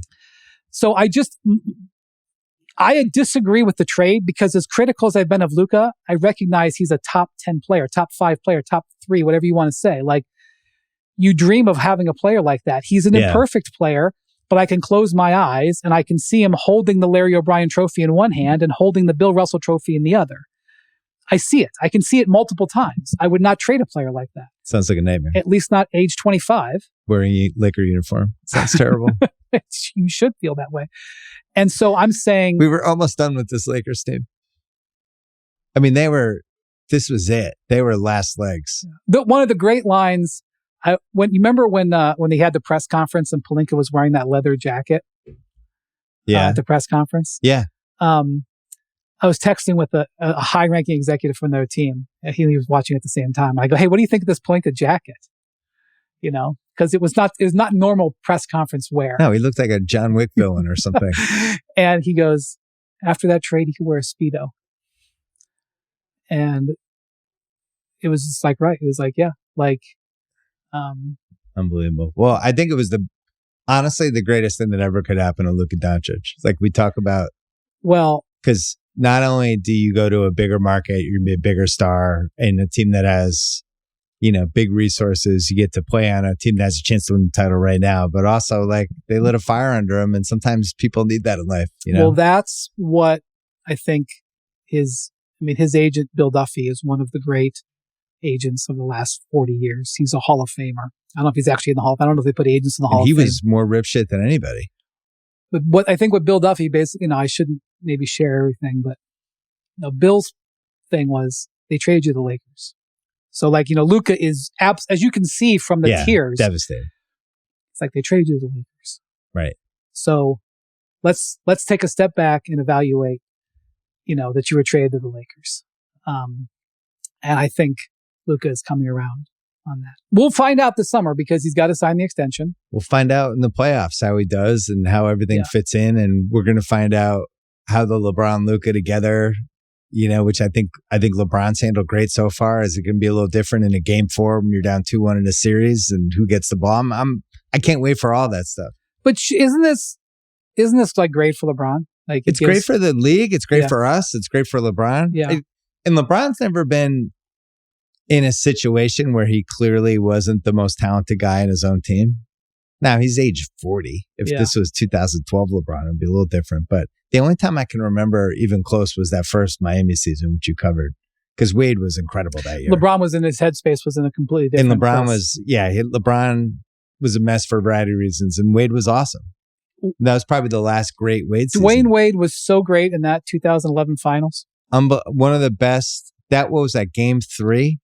He was the game they won. They won game 3 to go 2-1. He was awesome in that game. He was.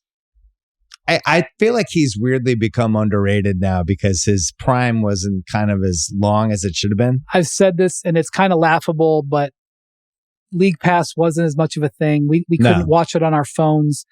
But in 2010, when I moved to Miami, obviously Dwayne Wade was already on his way to being a Hall of Famer. He had already been a Finals MVP.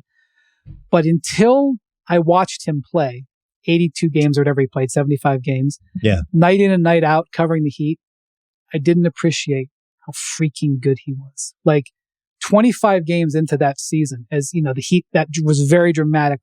I remember thinking, my God, is he good? And I know that's kind of weird to say, but like I had such an appreciation for how good he was. Well, I felt like I remember writing this in 2009 when he was stuck on a pretty bad Miami team and he kind of carried them, got them to the playoffs. But I just felt like he was as good as Kobe for a couple years there. And I don't think people, I have Kobe as one of the 10 best players of all time. Like I wouldn't say that lightly, but I think Wade's best was as good as Kobe's best. And I think you saw it in the 2006 finals. Like if he really wanted to be great, you could really build the right team around him and he could carry somebody to the top of the mountain. Kobe did it way longer. And, I think the problem for Wade is he had a 6-year peak.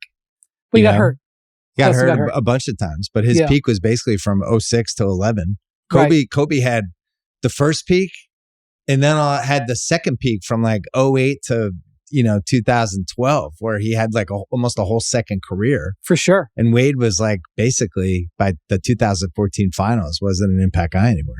That's right. That's one of the reasons why LeBron left. I mean, there was a number of reasons why he left, but he was looking over at Dwayne and he was like, I wrote that when it happened. It was always like, he's going back to Cleveland. He's got a bit. And I was like, he's dumping this Miami team because he knows, because he's fucking basketball genius. He's like, this is done. I've maximized all of my my assets out of this team. I'm out. One of my most vivid memories of my 22-year career covering the NBA was the locker room after Game 5 of the 2014 finals. The Spurs magical crushed him 4-1. Awesome. Kawhi was great. The ball's moving. Danny Green doesn't miss for days. We went out to dinner that finals in Miami. Yeah. I'm in the locker room in whatever they called the Spurs or AT&T Center, whatever they called it.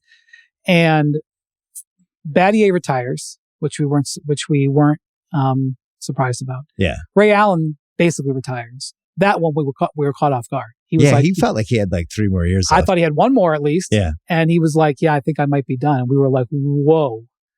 Bosch is like genuinely relieved. Like not upset, like almost like I've unburdened myself. Haslam, first off, half the team is about to retire. Like they don't all know it. Like Rashard Lewis doesn't know he's done, but he's done. But like a year later, half the team wasn't in the league. And I'll never forget that. It was like they were happy it was over. It was such a finality. Like it was almost like senior year. Like, okay, guys. It was 4 years that were like 6 years. Exactly. And so when you look, like LeBron's looking around that room, half the guys are about to retire. Wade is like wheezing, like they spent the whole year. Tim Grover, who was, Jordan's guy, Tim Grover spent the whole season in Miami working on Dwayne Wade to get him taped together to get him to the playoffs. Now, he ended up playing a couple more years, obviously, but like they spent the whole year just trying to keep him together for the playoffs. LeBron is seeing all that. And he's just like, I thought he maybe would have come back for maybe one more year just to see. I remember everyone got mad at me because on TV, Cleveland won the lottery. And I think before the game. And it was in Indianapolis, another vivid memory. And LeBron had a weird first half. And I think I said something at halftime like, that was a weird LeBron half. It's almost like it broke his brain that Cleveland was getting the first pick. And that's because we were talking about that whole playoffs, whether he was going to go back there. So it wasn't a good lottery, obviously. It was the Wiggins lottery. It wasn't like but it was an Flag. asset to trade. And that was the Kevin Love stuff had already started. So post game, I can close my eyes and see the locker that LeBron sits at. It was, I said, what do you think about Cavs win the lottery? He's like, yeah, pretty amazing, huh? Like there was a little back and forth after that game. Like, cause they'd won it 2 years in a row and like 3 out of 4 or something like that. Cause they won the Kyrie, Anthony Bennett, Andrew Wiggins. I got mad on TV and then everyone got mad at me about that. I thought it was outrageous that they won 3 and 4 years. Of course it's outrageous. We need rules. How is this? Of course it's outrageous. How is this a thing that's allowed? Yes, of course it's outrageous. Yes. They've done a better job with it now. Like even, Bub Carrington makes a crazy shot. So Utah's won and Washington's too, but they both have 14% odds and it's not as impactful as I think it would have been. Having said that, there were like 8 teams tanking at the end of this year. Something like that. Well, the schedule's too long. It just is. Yeah. This is what happens when you're playing for fucking ever. And, you get to mid-March and 8 teams just want the season to be over. That's true. That's one. Were you touched when LeBron took that shot at you and everybody rallied to your defense? It was a great online moment for you. It was. People are very protective of you. I would have preferred that it didn't happen. Yeah. But I kind of feel like everybody who knows what's going on knew, but everybody who didn't know will forget. So like I actually felt like it might have, my concern was that it would damage me with players because he's so influential with players. Yeah. That hasn't been the case so far. I've had more players come up and not that all of them are, but I've had more support from players, current and former, than I thought I would get for that. So it's a weird moment. To me, I read that as like, man, that's just, he said something and I bet he would take it back a day later. In all honesty, I don't know because I haven't talked to him. I actually haven't seen him since. McAfee, I've done McAfee a dozen, I don't know, 7, 8 times. McAfee would put up this photo of where he superimposed me as one of his high school teammates. Yeah. He always used that photo. It was fun. McAfee's show has all these tropes. That is a trope. He's put that photo up a number of times. I don't know what LeBron was thinking, but I kind of think when he saw that photo go up, he thought that was weird. Well, maybe he thinks I'm weird. Maybe he does. Let's put it this way. There's probably 15 things LeBron could be angry at me about, like this, that I've said or written over the years, that he could legitimately be like, that was wrong. That was unfair. You don't know what you're talking about. Like, and he could have hit me with any of those. And I've been like, you're right. Shouldn't have done that. I was out of line. But what he accused me of was not one of them. So, But I almost kind of think he saw the photo and thought that was weird. And that's what he was reacting to. As if I made the photo or something. I don't know. Every year you go viral and America's behind you. I don't know. This is you 3 think years America's in a row behind for me you. on that? I don't know about that. You don't think so? I think people in media who knew were behind me. I don't know about America. I don't think it was bad for you. No, I don't. It was fine. Like I said, and I'm not just saying this. Like, he doesn't know me anything, so it's fine. It was a great relationship for all sides. Yeah. Well, I don't know how he feels about it, but it was a great relationship for me. I do think we are entering in this, and we've hit all of these different kind of checkpoints with basketball coverage. And this, whatever era we're in now, where fan bases can be mobilized if somebody writes or says something that a player doesn't like, that's a little hairy. Well, I think it's okay for media to be held accountable. I couldn't agree more. We're supposed to be fair and accurate. Yeah, that's fine. But, like, I don't think there's an understanding of the job. There's not, that's one thing that's kind of being lost. It's like, even you look at the award stuff, which, Zach just dumped his ballot at eventually. Which I was really annoyed about. Couldn't handle the swings, but I told him that I was annoyed about it, and I am annoyed about it, and he should get it back. But like, Jokic or SGA, it's a good battle. You talk to different people, they're going to say different things. Nobody is going to do an MVP vote like, I get to do my anti-OKC agenda. Right. Oh, I'm so glad. Right. Like, I voted for Dort for Defensive Player of the Year and Dagnall for Coach of the Year. I wish I had the guts to vote for Dort. I said I was seriously thinking about it.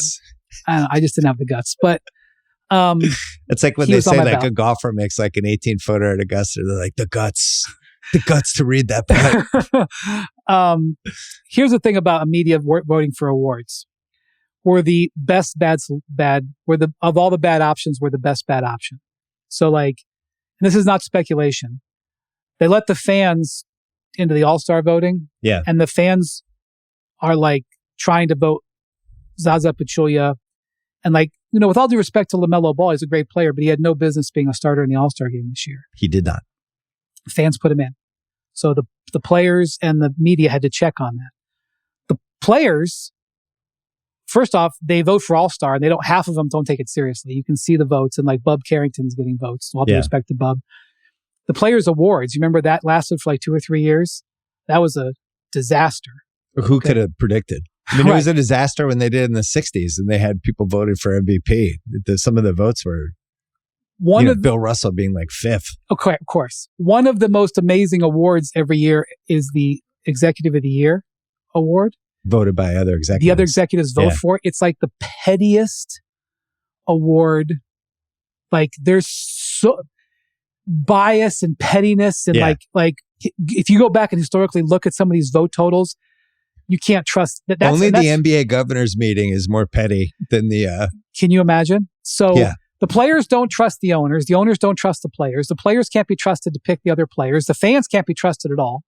So is the media perfect? Hell no.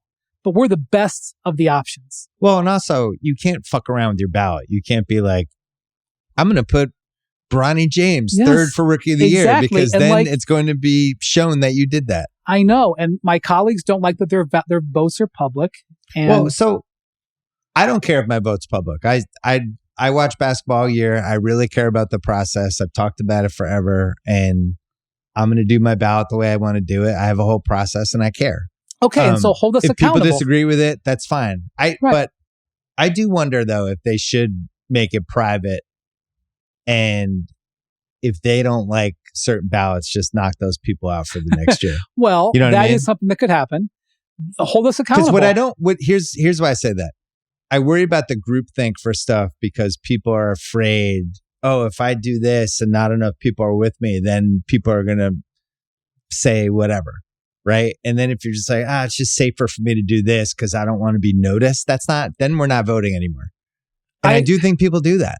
Yes, I definitely think that happens. And I think especially with the teams that you have to cover, like if you are... Right, you have Jaren Jackson, you leave him off third team All-NBA and then you run into him and it's like, hey, dude. This is one thing that I do. And I did it this year. Evan Mobley and Jaren Jackson are both guys who, if they make All-NBA, get the bonus. Mobley is already in his contract. Jackson is eligible for the Supermax. Doesn't have it, but he's eligible. So I have a rule that if you're close, I put you on. I did this with Jaylen Brown 2 years ago. Jaylen Brown had earned it. He was second team. Jaylen Brown should have been on. He earned it. That's a bad example. But Jaren Jackson's an interesting one because I didn't Jaren have Jackson him. on. I put him on. I put Zubats over him. And I'm not going to argue that with you. Yeah. I'm just saying, I have this rule that if it's close, I give it to him. I can't argue with it. And Evan Mobley was on it too. Speaking of arguing, we went way too long and we have to watch a play-in basketball game. I know. Now we now missed the first quarter. But I had a great time. It was good catching up with you. I always love talking to you. Thanks for Can I popping just on. say real quick? Yeah. I don't know if it's still available on the web anywhere. You and I, when you did your book of basketball what did you call it? When you did the podcast. The podcast. Yeah, it's on YouTube. It's on YouTube? We did LeBron's The Shot, right? We did this Game 7. Yeah. It's the most fun I've ever had doing a podcast. Oh, that's nice. And is probably some of the best content I've ever done. Wow. We did it at the studio at the Ringer. Yeah, pre-COVID. Pre-COVID. I remember coming across it during COVID, in the darkest of times and listening to it. So if you are a LeBron fan or a Kyrie fan, just go find that. I mean, all of you did a whole bunch of them. Yeah. Because now it's, half a decade old or longer. But I just want to say. Oh, I'm glad. Well, you were great on that one. That was a really fun one to do. I loved it. So okay. All right. Thank Great you. to see you.